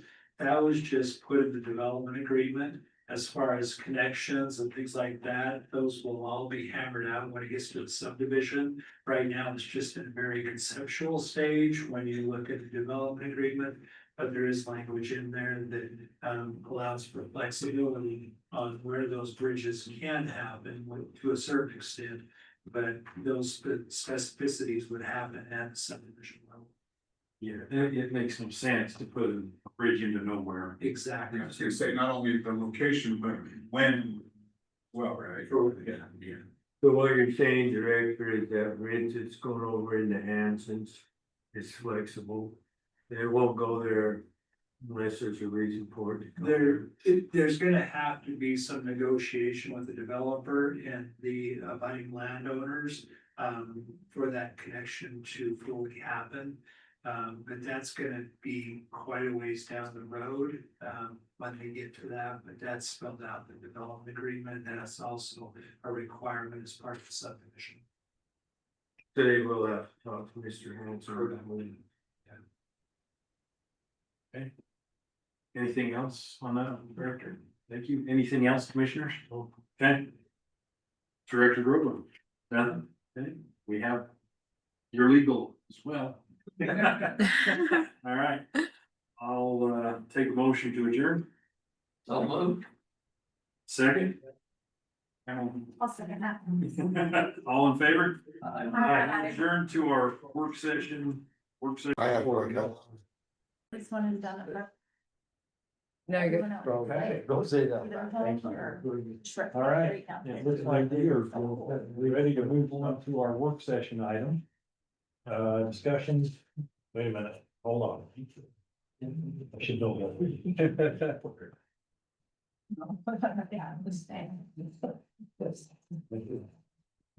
There's CHS and there's SXS. Discussion on a narrowed list of commercial uses permitted on a C2 zones of parcel number 15-054 at 0075, property address 1402 South, 4700 West. The owner Scale George, and he would like to adjust the zone boundary to occupy the entire parcel. Record. We'll have the applicant, and talk through some things that Peter said. Perfect. Bring things up as well. Thank you, sir. Good. What would you like me to talk to? What your desire is? Well, just as the last meeting that we came, we've just got that narrow strip that runs around the outside that is not zoned C2, and so it makes it hard to be compliant with anything. So I can't put a house on the part that's residential. I can't park trucks on it, obviously. So I just like to incorporate it all to be a more feasible piece of property to be able to accommodate it. It's right on the corner, and so we've put a lot of investment into this property. We've redone the building. We've probably put, a couple $100,000, 150, something like that, into redoing the building. We've redone the old house. We try to keep the place up and get it clean, and so it would just be more feasible for us. As you can see, I've got some stuff that we stored out there, and of course, it's no longer there, but by the code that we were under is not very good. So we'd just like to be able to be in compliance and be able to use the whole entire property rather than just have piece that we can't do anything with, but mow. So can you remind me how much is in the red and then how much of it all together? Didn't you have a shot of that last time, Felix? I thought you had Remember how that. many acres it is? I drove down there again just to try to. Oh, it's just, We can measure it. So the red is what. Right. Well, I happen to be driving by there, I should say. I think what we have taxed out right now comes right, So the red square and then the next bigger square is Yeah. his property. So where you see all the storage stuff, that's within that little L shape, basically. So you wanna know what area we have working with here? Yeah, I'm just trying to figure out, cause when you're What's down your there. work down? Yeah, see, well, that's an acre. 1.1, yeah. Yeah, so it's really not a ton of space. Well, I think it all. How big are the strips that aren't in the seat, in the zone? Yeah, we could take an area measurement there too. Probably like 4 or 5. And I'm sorry, Dale, for interrupting. no, What you're, you were, please. I wonder if. I'll just get a rough estimate. is it 2 parcels right now? Okay. A remnant parcel along the bottom. So another 1 acre on the perimeter, plus probably a little bit, because you're taking in some area on this north side. So, is it okay? if I Which is just really make drainage my ditch. opinion? Yeah, go. So I feel I agree with the applicant as far as it should all be the same. Until I heard last time the county's concerns, right, with as far as the is it the dynamics that would be changing that neighborhood for future, is that the concern? Well, yeah, you bring that commercial area closer to the residential areas and we had some concerns about the uses. Maybe we should look at the uses in that zone and maybe restrict some of those in Yeah. that area, so it doesn't have an impact on the neighbors. So, okay, that's fair. Does the code have restriction, like usually different uses have certain built-in buffers and certain, like fencing, or like. Screening requirements and buffer zones, do we have that in our code? For some uses we do, but when you're dealing like with, I haven't looked at the use table, but if there's a car wash. Or, a used car dealer, or things like that, are those uses that maybe we don't even want right there? In that area because of the possible impact that they may have. But there isn't, so those uses, maybe not all of those locations, but we don't have a specific buffering requirement from commercial to residential, No, it's for certain uses, yes. but not for all of But them not for blanket. It is part of a commercial already.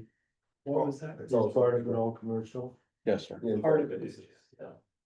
And that would be my caveat to it, just in talking is If that, part of it's commercial, I don't think we're infringing that like on the neighborhood.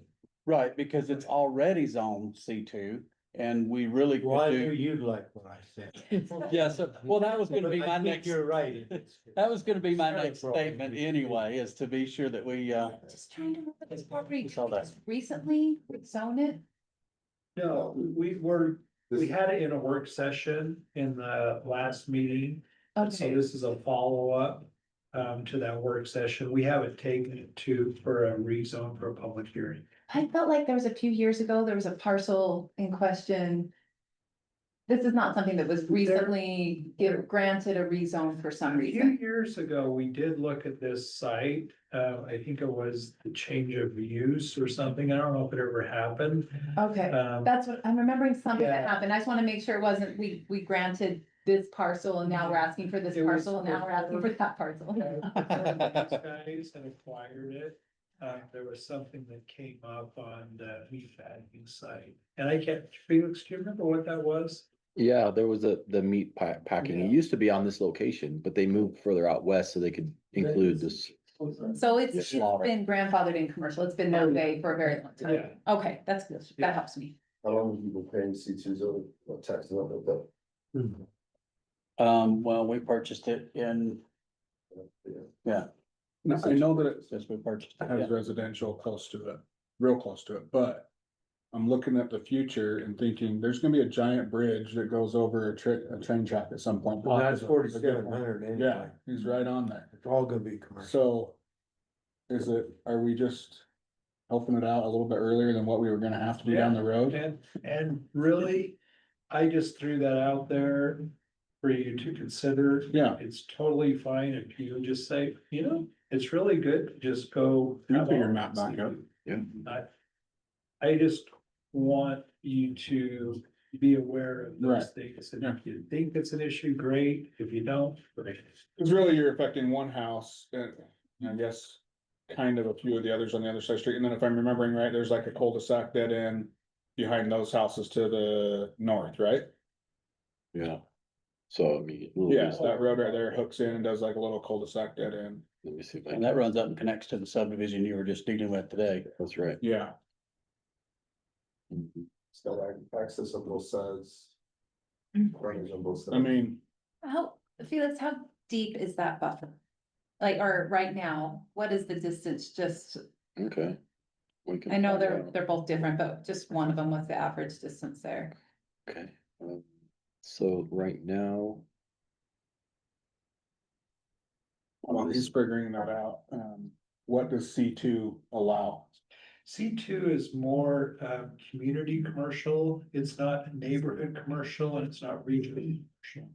So it's more, community related type commercial. And let me just clarify, Del, is that what you're searching for? Is all C2 or all C1? Yes, no, sir, C two, Okay. just keep it the original, what we've got right now, just make the whole thing the same use. For land use cemetery. Future land use. So it is commercial, but I'll bring up the map for us. My understanding from the C2 zoning is, was that not meant for the transitional between commercial and residential? Like a transitional zone? So it's more, neighborhood commercial is transitional to the neighborhood area. That's a. Community zoning is more, like a grocery store. Gives you more. Yeah. More intensive type uses, be commercial. Yeah, neighborhood is more for people that are locked into the area, in the neighborhoods. Whereas a community is more, like, it's a benefit to a bunch of neighborhoods in that area. Gotcha. And That was my. sorry, is he with you, Del? Yes, yes, sir. So, No, I just wanna make sure you're not, cause usually we don't have an open forum for I'm sorry. community. Yeah. I know you're fine if you're with him, I just wanna make sure that we're, Del's not getting somebody. Hammered. Bamboozled? Yeah, exactly. Bamboozled. To be. Exactly. He brought me here because he said you guys were bullying him, so he said. He's supposed to intimidate me? I'm not. And that brings something bigger next thing, Del. I don't know if he's helping or not right now. That's dumb. First you're gonna take the guy's license, so I'm just, I'm. So what's the property on that map there? so the discussion. It would be is right. Where there's already C2 there, and we know it makes sense to rezone those, the south and east strip that are residentially zoned right now.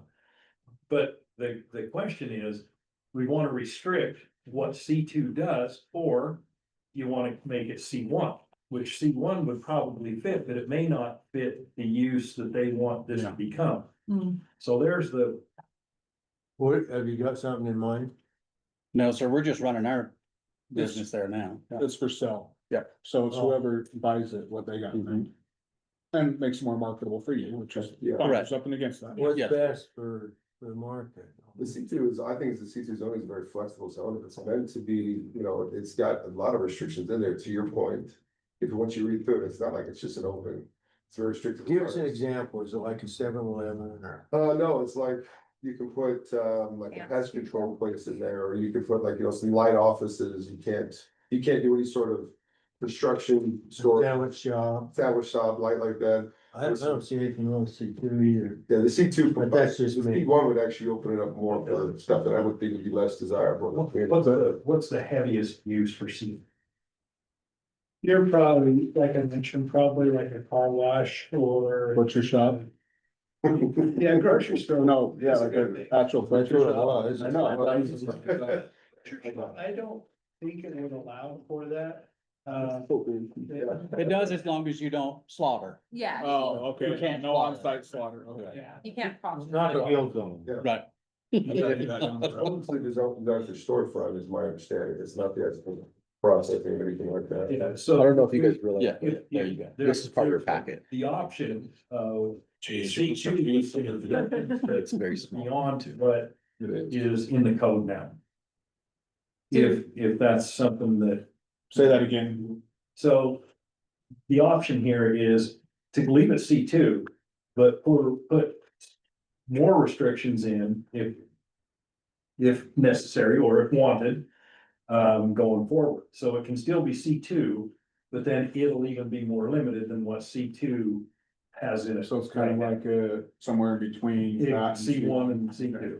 There you go. Because, We could go and look at that if you wanted us to, but we don't need to either, if you don't. and remind me again what the other piece is currently in, just residential? It's A1, yeah, residential, yeah. A1, okay. And how much is it? Is it enough to put a house on? It's an acre, yeah, 1 acre. Well, there's not enough frontage or anything else. That's true, Yeah. there's not enough frontage, you don't have. Okay, that's my question. So, cause if it was residential and you just happen to buy 2 parcels of residential and they just were close together or whatever, then keep the one what it is, but if there's not enough room to actually do something with it, then let it be something. That'd be easier if there was that. Right, because that's from a businessman's point of view, it would have been easier to just section that right off and then sell that to one of these guys that was in here earlier. Yeah. And then move on, but, Yeah. yeah, there's not enough room to do that. Let me see if I can bring up that. Yeah, if somebody was developing around it, which, ultimately it's gonna happen. Right. But if somebody was doing it now, it'd make it, so that he could sell right up to where the C2 starts now. And, game over. Does anybody have any, I guess I'm surveying the rest of you, do you have any feelings against the C2? Is any concerns that I should be aware I'm of? concerned that we don't have like buffering requirements between commercial and residential. I think it's something we probably want to look into, because I think as Western Weaver fills in, we're gonna have more of these situations and in the transition. And I think it's important that, when we put commercial in a residential area, we have some sort of a screening requirement so that you don't have someone's backyard that was always, that was one thing, and then all of a sudden having a business with I don't think the resident should have to put in the fence, And is if what I'm that's, saying. here's an opportunity, if that's something that you want on this particular one, that can be included. Either. And I hate to say this, Director, but I agree with Sarah. It's already, it's not all. And my question. to that- However, this is already commercial, and it's right on, I visited there, Sarah, it's right on 4700 West, Mhm. and that's one of our mains out there. I mean, the traffic on that in the morning, after you get past 900 South or 12th, the cops are there constantly, because that's a zone for the school. And when you say, Just when he because says we're- right on 4700, the building, you step outside, you're on. Yeah. Well, I don't see With any this way to get table. away from it, really. so my only concern is where we're taking away the natural buffer that exists right now, the new person that comes in and occupies the property for whatever commercial purpose. If we're gonna open up that commercial purpose, I would just wanna make sure that now that natural, that 75-foot buffer is gone, at least if they're gonna go closer, that we have some sort of requirement for the Great residential point. property. So, Rick, if say they sell, or even they wanna start a new business different than what's there already, they have to come in and propose that. Is there some kind of process that they have to propose that with the county to be able That's to my get that? question too. And then they would have to say, well, you can do that now, but you gotta put a fence up for your neighbor and all the stuff that. Yeah, Sarah- so if we were to do something like that, we could do it a couple different ways. We could do it as part of the development agreement. Have those things included in it, or we could actually amend the ordinance to put some of those restrictions in there for all C2. And that's what I'm recommending, is I think that's something we need in our ordinance, some sort of buffering Are requirement. you talking to about this protect- one or future? Yeah. I just have a question, and I don't know what I'm talking about, so yeah. Neither do we. I'm thinking about That's why the direct different picture. places like 3,500 and 4,000 in Roy. I know it's not Weber County unincorporated, but you have a Holiday gas station that built a brick wall that is literally the backyard fence of residential houses. So I don't understand what you're meaning by buffering. Like, Oh, well, right now they have space that's. well, yeah, buffered. yeah, I can see that on there, but I'm like, I know this property well, I never would have guessed that whole thing wasn't commercial. That's the But that's, that, the little piece, I never would have guessed the whole thing, you know, so I like. So Neither I'm would just the like, what are neighbors. you Right, asking? They probably, if somebody reads it, they're gonna be shocked to know that. Buffer, but generally if you have a buffer, they have to put a couple of options to separate them from the residential. If they want to build close to the residential, then they're gonna have to have a privacy fence Oh. built. And a fence of But a that certain have to be an requirement. ordinance that we had. And that's what I'm That's thinking. not tonight. That would, well, it would change what we do with them, because if we're gonna do an ordinance, then I'm not so concerned about saying just make the whole thing C2. But if we're not gonna do an ordinance, then we need to attach something to the Well, property. I've asked a But couple even- ordinances yeah. and they haven't been done for a year or two. Well, and that's I'll type up the legit, language. because oftentimes you may ask us to do certain things. I know. And then I'll take it to the county commissioners, and they're like, that's a great idea, but we need you to focus on this as opposed to that. Yeah. And so it doesn't fall on deaf ears, it's just sometimes. I wasn't pointing the finger Yeah, at you. commissioners trump. Well, and I appreciate what Sarah's saying as far as doing that, making an ordinance. However, I'm looking on another side, and we just approved in our group, 2 big communities Mhm. that are gonna be mixed use, right? They're gonna have businesses within their housing and everything else. and Yeah, That's kind of the way that the whole world is going is, hey, we want you to walk to this place. yeah. So, They'll do their own best. They That's what might I have mean. gates, but they're gonna be very concerned because they're gonna own the residential and the commercial, so they're gonna do what they need to do to make sure that the residential sells and the commercial sells. So I'm not as concerned about them, and as long as I would be surprised if they didn't have some sort of screening, and then maybe a gate for pedestrian access or something. I think it'll self-regulate. But you can bet that there's gonna be some sort of barrier. You're not gonna just go from a residential lawn to a seven. I mean, That's not gonna I happen, mean, if so you, there will be something. even some big townhome developments, I You'd didn't like think someone would do it, That'd but be there's nice. development that went in, not in West Weaver County. And they backed a bunch of people's backyards, and this is a townhome community. And it was missed in review to put in some sort of a fence. And they just thought it was fine to not put up a fence. I'm like, no, that's in That's the code. ordinance I was looking for. Any developer should really have to do that. Whenever you're going from single family to, All I'm saying is it makes for good neighbors. Oh, it it does. does, it does. And single family to single family is one thing, but whenever you're doing commercial or high density residential, it's important to have separate. So, yeah. It's Well, all. my opinion is, you know. If somebody comes in there and puts a coffee shop and an ice cream place. I mean, what's really the impact? Right. Yeah. You know, I think a lot of it is what that use could be, or it could be somebody comes in and says, I'm gonna have a little office center here. I don't know, but, you know, I wouldn't want to see something like a car wash or something that's intrusive, but in the end, that's part of that road, just across the railroad tracks. Is a commercial center, and I don't Not exactly see a gonna be problem. the big families. Yeah, and you know, this just kind of ekes out, but it's a small area, so you're gonna have, I think, small businesses there. Yeah. You know, over in Plain City, and they've done some things there that they built, I didn't think they'd ever get people in. But there's people in them now, little dentist shop. Yeah. Well, these things are not intrusive and they help the neighborhood. Yeah. Yeah. And so I think a lot of it, my mind is, you know, what would that use be? And I agree, there probably needs to be some sort of a fence or something.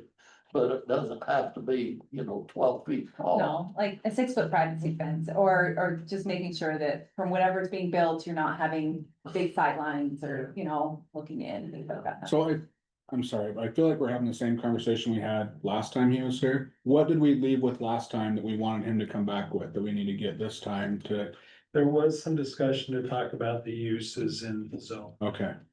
And, but it kind of getting the direction that maybe we don't want to look at the uses, maybe we just want to have more. Decided to make it complete. Okay. That's my thought. When you mentioning a car wash though, I mean, we have a car wash across the street from a residential area, and they have limits on when they can use the vacuums. That would be really hard to put, so maybe we Again, need that's to all look. ordinances, right?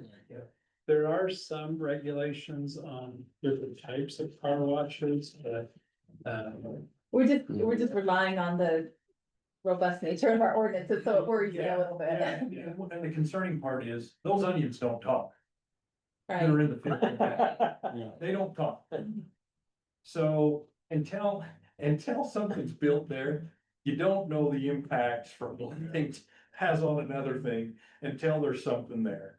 yeah, So, some of them we know, and some of them we can't predict. Yeah. right, but I think I'd like to see a little bit of a comparison between what's allowed in C1 and C2. okay. I really would, and I don't know how everybody else feels, but that's what. Yeah, I mean, on your last page of your packet, we have the C2 zone printed up. You have one that's not, doesn't require a microscope to see. Yeah, I know, that's the problem is Swallow your Come on. pride, but I'm it's a sorry. pretty extensive list, but we can also bring it up, the use table on the screen here. Let's do that. One thing that might be helpful to address some of Commissioner Wickham's concerns about buffer is that if the landowner in C2 is not able to obtain some type of maintenance contract with the neighbor, then their side yard setback is 10 feet. The rear yard setback is also 10 feet. And so, That's pretty tight, that's not a lot of setback. okay, if, you know, that's how it's written in code, and so whether that's tight, or I mean, your residential setbacks is 10 feet. But a commercial setback is 0 if they can obtain the maintenance agreement, and 10 if they cannot. If somebody wanted a fence or Andrew, and something, Lee, that time they can negotiate. what was there first, that commercial building or the house? Do you know? Oh, I don't know. My guess would probably be the house and then the building, but. I mean, I'm just, not the house that is on his property, but the house to the east. Which one would be there first, do you remember? Oh, the house to the east, the building was there way Okay. before that, So they built there knowing what was there. but they were part of the family. See, that's what Right. happens with these parcels when you split, when people die. And you Right. don't know how you But want they, to split. but they them, how still to bought split it knowing what was there. But Yeah, they had 75 feet between them and what was there, that's the only thing I'm. Not really, we had a bunch of trailers and garbage there. well, but see, In that theory. being zoned commercial, if it even existed when that building was put in, but somewhere, let's just say somewhere along the way it was adopted. Or it was built into that being commercial. When the property split between however many kids there were, you get this much. Well, that part that's missing, that 70 whatever feet, is because of the fact that that's how much Johnny got. Oh, okay. That was part of the settlement. That's how a lot of these confusing things happen over time. Well, and if you go back and look at the code as well, with the 10-foot as being residential, if there's not a fence there already, there's nothing else that you can put on there or build on there, so it's got to be maintained. Right. So that 10 feet is going to be your buffer, whether you put a fence on it or not. And Is that's what what I'm we can saying, look because it into. has to be maintained under code, or you're gonna have a code violation. Most people voluntarily put a fence in buildings. Because if you put a fence, then you can put a parking lot. Well, no, you have to do something, it's like 10 feet to fence. Did we look at C1 yet? It's, Yeah, so the C1 zone, we're looking at C2. I know we got C2 up Yeah. there, but is there a whole bunch Oh, of? that's right there, C1. yeah, C1 is this first column. I can't see it. Mine's all mixed up now. I can talk about it. So, you want us to read them? No. Just say it's. Your defense. Yeah. So, Sometimes it's pasted me. I was just gonna say. So maybe not a heliport. I got a commissioner that would want something like that. so conditional, we're basically looking at columns 1 versus columns 3, right? Mhm. I've read through the code and the C2 is a far better fit than the C1.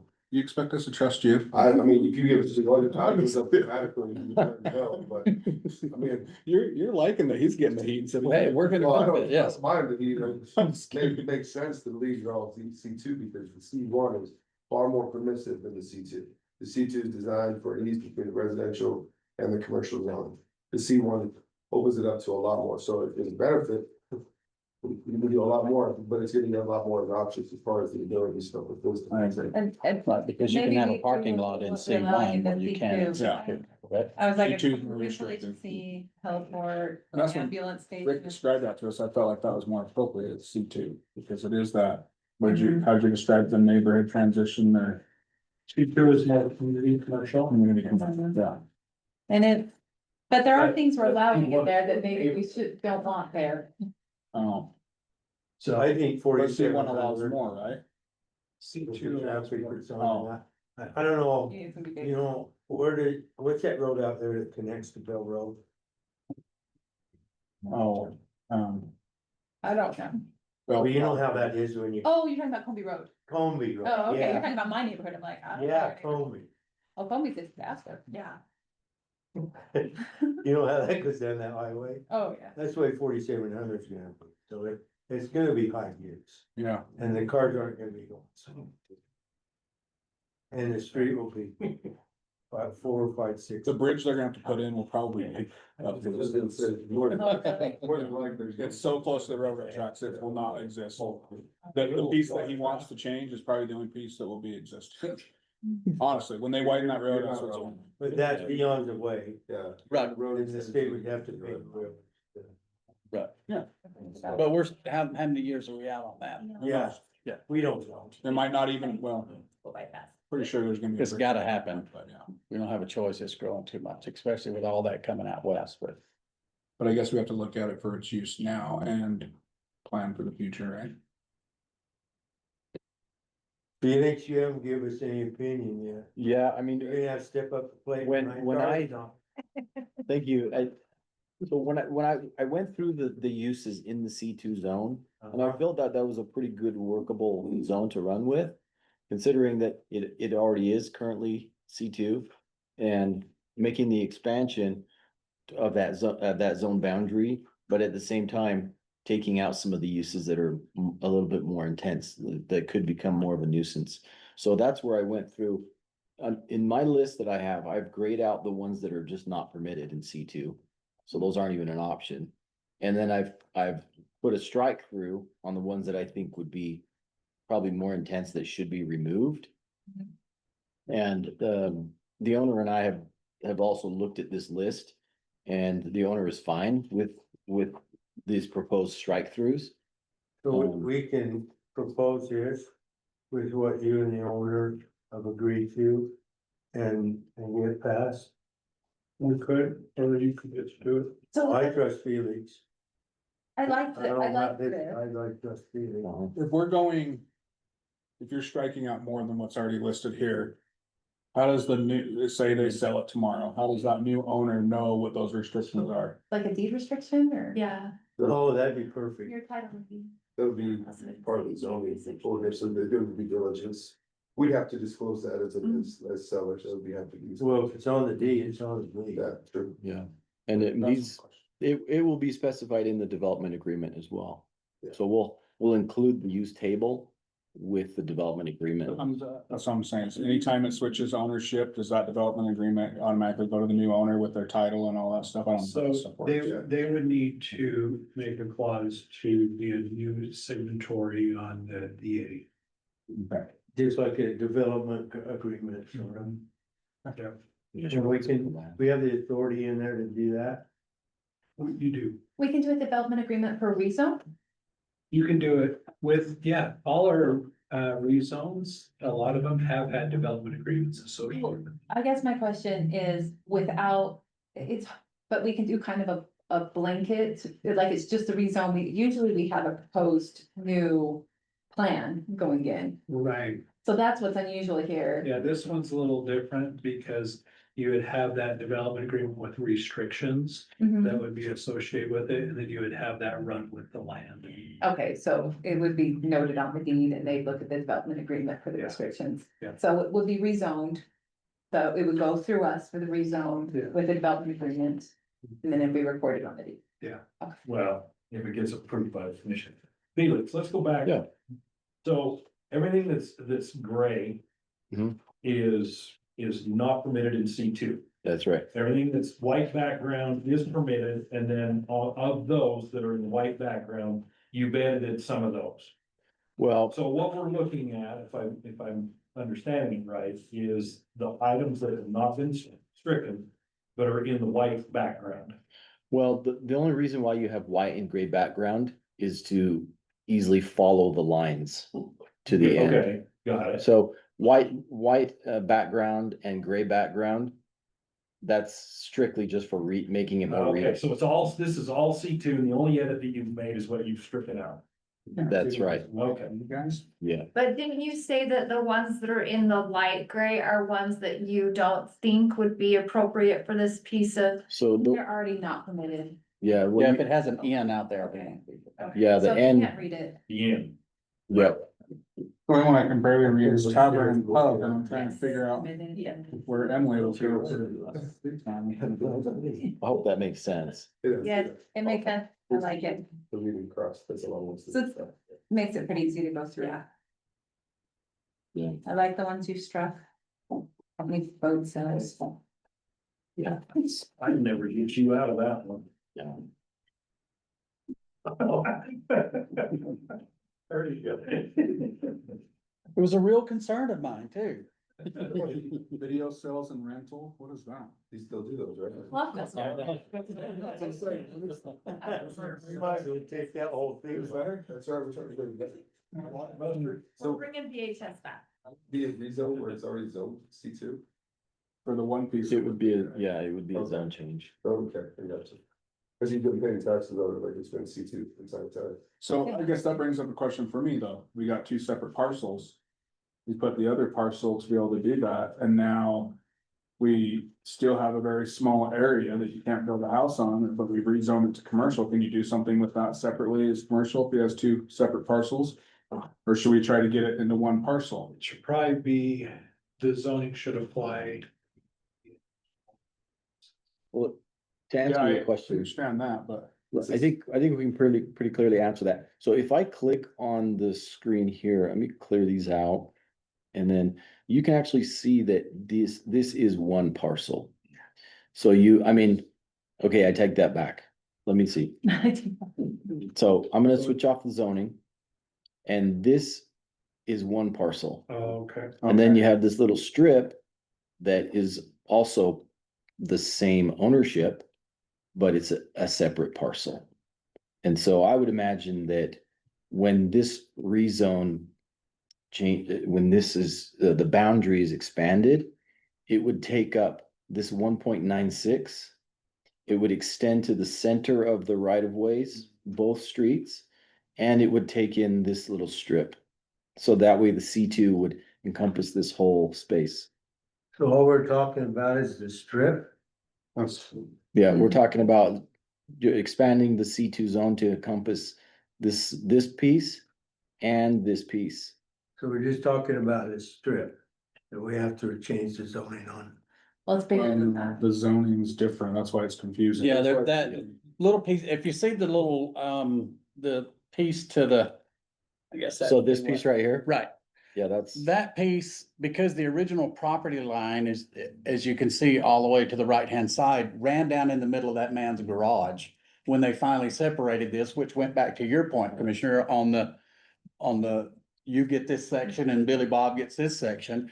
And so then they came back and swapped out the section down at the bottom for that section. And that's the reason that they came up with two separate pieces. And they can clean up their lot lines if they want, but we can just rezone both parcels, and then, to case to your point, they can Yeah. fix their lot lines and then develop it how they Well, want. that's what I was just wondering, I didn't want it to be, that ends up being sold as two separate parcels, and then we have somebody come in here wanting to do something again, because they still can't do anything with that because it's so small, you know what I mean? Right. I mean, That's a good point.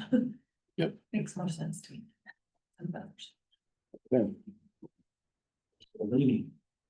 Only three daughters or two daughters and a son. Yeah, that's how it got split.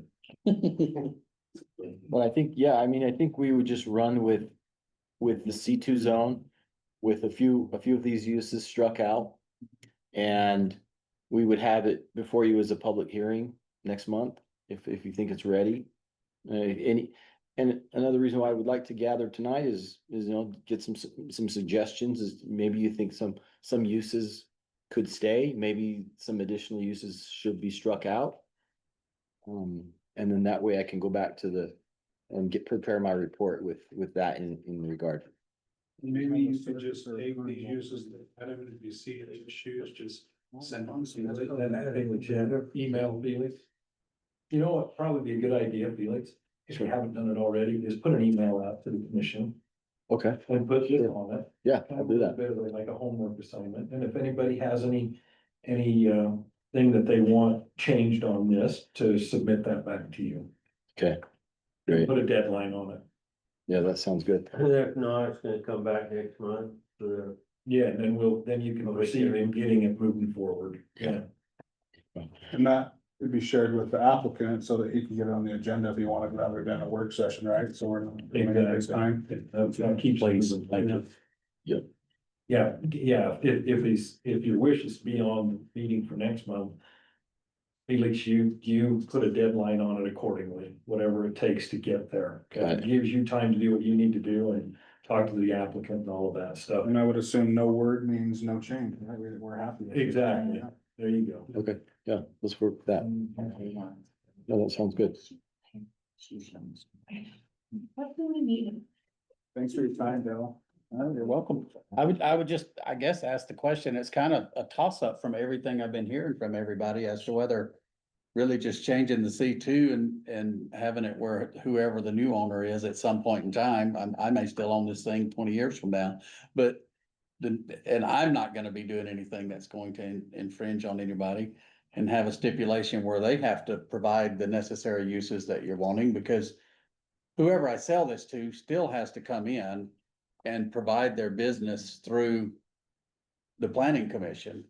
I mean, they can't come in and open a landscaping business without getting it approved through the planning. I don't think it comes through us. Well, it may not come to the commission, but it has to go through. If it's Licensing. permitted, then we can't stop it. So that's what we're worried about, is if it's a permitted use, we don't get any say. So we just want to make sure that we restrict the ones we want to restrict, because this is the only time we'll be able to do it. I understand that. All I was saying is which one is, and I don't disagree by any means. I'm just trying to say which one was easier. It was hard for me to tell kind of which one was a better fit for you guys to restrict these things or to let them restrict it, so.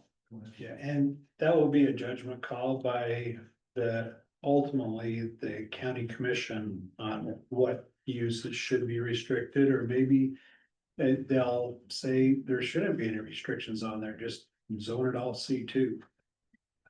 Yeah. But right now, it's the planning commission to make a determination if there should be restrictions or not. Felix, will you do me a favor? When you send this out again for us to go through, so, cause I can't see some of these that are in white. Yeah. Will you, link what the current C2 is as well, so we can see the difference between what well, no, this is gonna give us the difference. You already did that. Yeah, I already did that. Sorry. But Maybe yeah, you should do red and black instead of. I could color them. I'll do some edits to it, make it a little more clear, but, and I'll send it out to all the planning commissioners. Thank you. Yeah, But for all this one here is C2 with the edits that he made. Then C2 is more restrictive than C1 Yeah. already, right? C2 allows more. Oh, okay, sorry. So think a neighborhood being more restrictive, community, I think, giving yeah, more it- freedom, regional, commercial, C3 allows a lot. Okay. So C1 is the most restricted thing. But we could just go to C1 and Yeah. instead of just having to. When you were doing that, Felix, when you're comparing C1 to C2, cause you took C2 and you crossed out some of them. Was C1 with just a few additional uses, would that meet your criteria? Or is it sixes? Well, Just to cross things this, off? yeah, I mean, I think the C2 zone, it has a much wider range of uses than you would find in the C1. Yeah. And so, I was basically just working with C2. Yeah, it's easier to cross things off than to try to think of things to add, right? Yeah. So your C2 is gonna be more friendly for the neighborhood, your landscape businesses, your pest control, stuff like that. Your C1 is gonna allow things that you really don't want in there that are not gonna be neighborhood friendly, is it not? It's the opposite. It's just the opposite. So that's what I was confused on. I Yeah, was C- understanding. C the one reverse. is more for the neighborhood, C two is more for the community. And then C three is, an example of C three is like development along 12th Street between Wall and Washington Boulevard. Oh, okay. So that's more regional commercial where people from the region go to that area. Whereas a community commercial would probably be like out in Plain City, where you have the grocery store. That's gonna be more of a C2. And then a neighborhood commercial would be more like the coffee shop up above Harrison Boulevard in the neighborhood, And right? hair salons and stuff like that. Yeah, So maybe for homework, we should look at C1 and see if it's better to restrict C2 But or. he's already C2, so you can't take that away from him. That's what I'm saying, it's already C2. He's already got a piece of it as C2. A piece of it is C2. Most of it. Most of it. Yeah. So you can't take that, unless he wants to say, well, yeah, just put me all in C1, but. That Well, would be we're dumb. rezoning, so it is possible. Maybe, I I'm would, not I saying would we pull my should. application at that point. Okay, so you, but you were I just mean, saying it's you gotta wanted go- C1. No, I'm just saying, it's gotta go, I mean, we need to go C2 is what we need to do. They're gonna want more, whatever they can get. I would too. Right, I don't wanna restrict But myself. I mean, like, you're gonna, why would you go for less if you, I just Why heard a would you different restrict story from him 5 minutes ago, that's why I'm confused. I think there's just So- confusion. Yeah, I was probably, I must have been confused with C1 and 2 and he straightened me out, yeah. Also, so I understand, I agree. So- And I did have them backwards because I stated it like twice and it was backwards each time, so. I think that it's C2, it's been C2. We've had a butcher shop there, it was a no-kill butcher shop, a little butcher shop. Right. I think if we wanna restrict the C2, okay, and I think Felix has made some nice edits there. And there's not a ton of them, but that's, take a look at it and see what you think. And if you wanna make more edits and get it back to Felix, then Felix will get it, he can go over it with the applicant and Right. see where we land and hopefully get it back in a timely manner to satisfy his needs and get it in front of us Yeah. for next Which meeting. he could pull his application, and say, no, it's kids, because right now he has everything with C2 in that one spot. Yeah, Yeah. The reason why we're negotiating is so that he can get a little bit more of that property, but honestly. it but doesn't that's feel what like goes it's right, that that's much not what it's more. fine. No. And we can put the screening requirement, if we don't, we probably won't get to the ordinance in time, maybe not, so we put the screening of requirement in the development agreement Yeah, as well, so. That's right, yeah, that's a good point. and I'll make sure. you don't have to make any decisions in this meeting. You're not Right. supposed to. Right. Give them your input, and that's all. Right. I think one more thing for input, I'm sorry. Just throwing it out there brainstorming, if I'm really thinking about this, when we look about how much. Is being asked for as far as the extra boundary, and he's already in C2. I kind of am okay with just not putting any of the extra restrictions and just leaving it as C2. It's already there. Why add more rest? If it was a huge piece, yeah, but it's a little tiny sliver that really needs to change. It's, That's it's just not double the word. acreage, isn't that what we saw? Weren't No, they that's both the- 1 acre? Yeah, they were, it's about 1 acre each, so you've got the 1 acre C2 and then. So it I does guess double that's acreage. significant, yeah. Yeah. But it's non-usable. It's so. Right now, but if we rezone it, it doubles the usable Okay, acreage. now's the time to make it so, by giving them C2 for all of it, like Rick said in last meeting. We can limit a few things to make it more appropriate for that neighborhood, but still gives them a better advantage than C1 would, which is what it should have been in the first place, probably. Yeah, being in a neighborhood. Depending on how the timeline things go. My guess is there wasn't even a code. Right, yeah. They probably built something that was illegal and then grandfathered it. It was. Well, none of us were alive, that was Not your fault, 1900s. not your fault. I've got the The one original was. picture of that thing. So, Yeah. all right. Okay. All right. Well, thank you, Well, guys. we got our word, Yeah, so we've got some more. hopefully we can get this resolved for you next month. Thank you. very much. I And all you appreciate gotta do that. is call Felix after he gets it out to it. To kind of give him direction, but you still have to listen to the community. Yeah. But I can't see the community being blindsided on any of this. Yeah, I agree. It's been commercial for as long as I can remember, so I think it makes sense. That's all I. Great, thank you, guys. Thank you. All right, thank you. Bring two guys next time. Okay. Thanks for letting. I gotta get some bigger guys, Make right? this a fun experience rather than blah and boring. I'm not the type guy that's going to be like that. That's not in my nature, so Thank you. appreciate it. I'm just unaware of all the, annex that go with it, you know, Well, the all the fact that- cement. The fact that you're willing to have a discussion is a lot more than something, so we appreciate it. Well, Yeah. thank y'all. Appreciate what y'all do. After sitting here tonight and watching that, I'm like, man, that. I don't know how much y'all get paid, but y'all probably need a raise. You had to walk over and kind of slap that guy down. I didn't. That was funny. We get paid by all the smiles on our head. Oh, boy.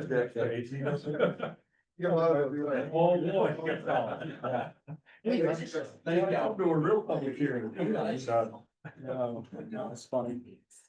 Oh, thanks, guys. Wow. Okay. Yeah. That was the.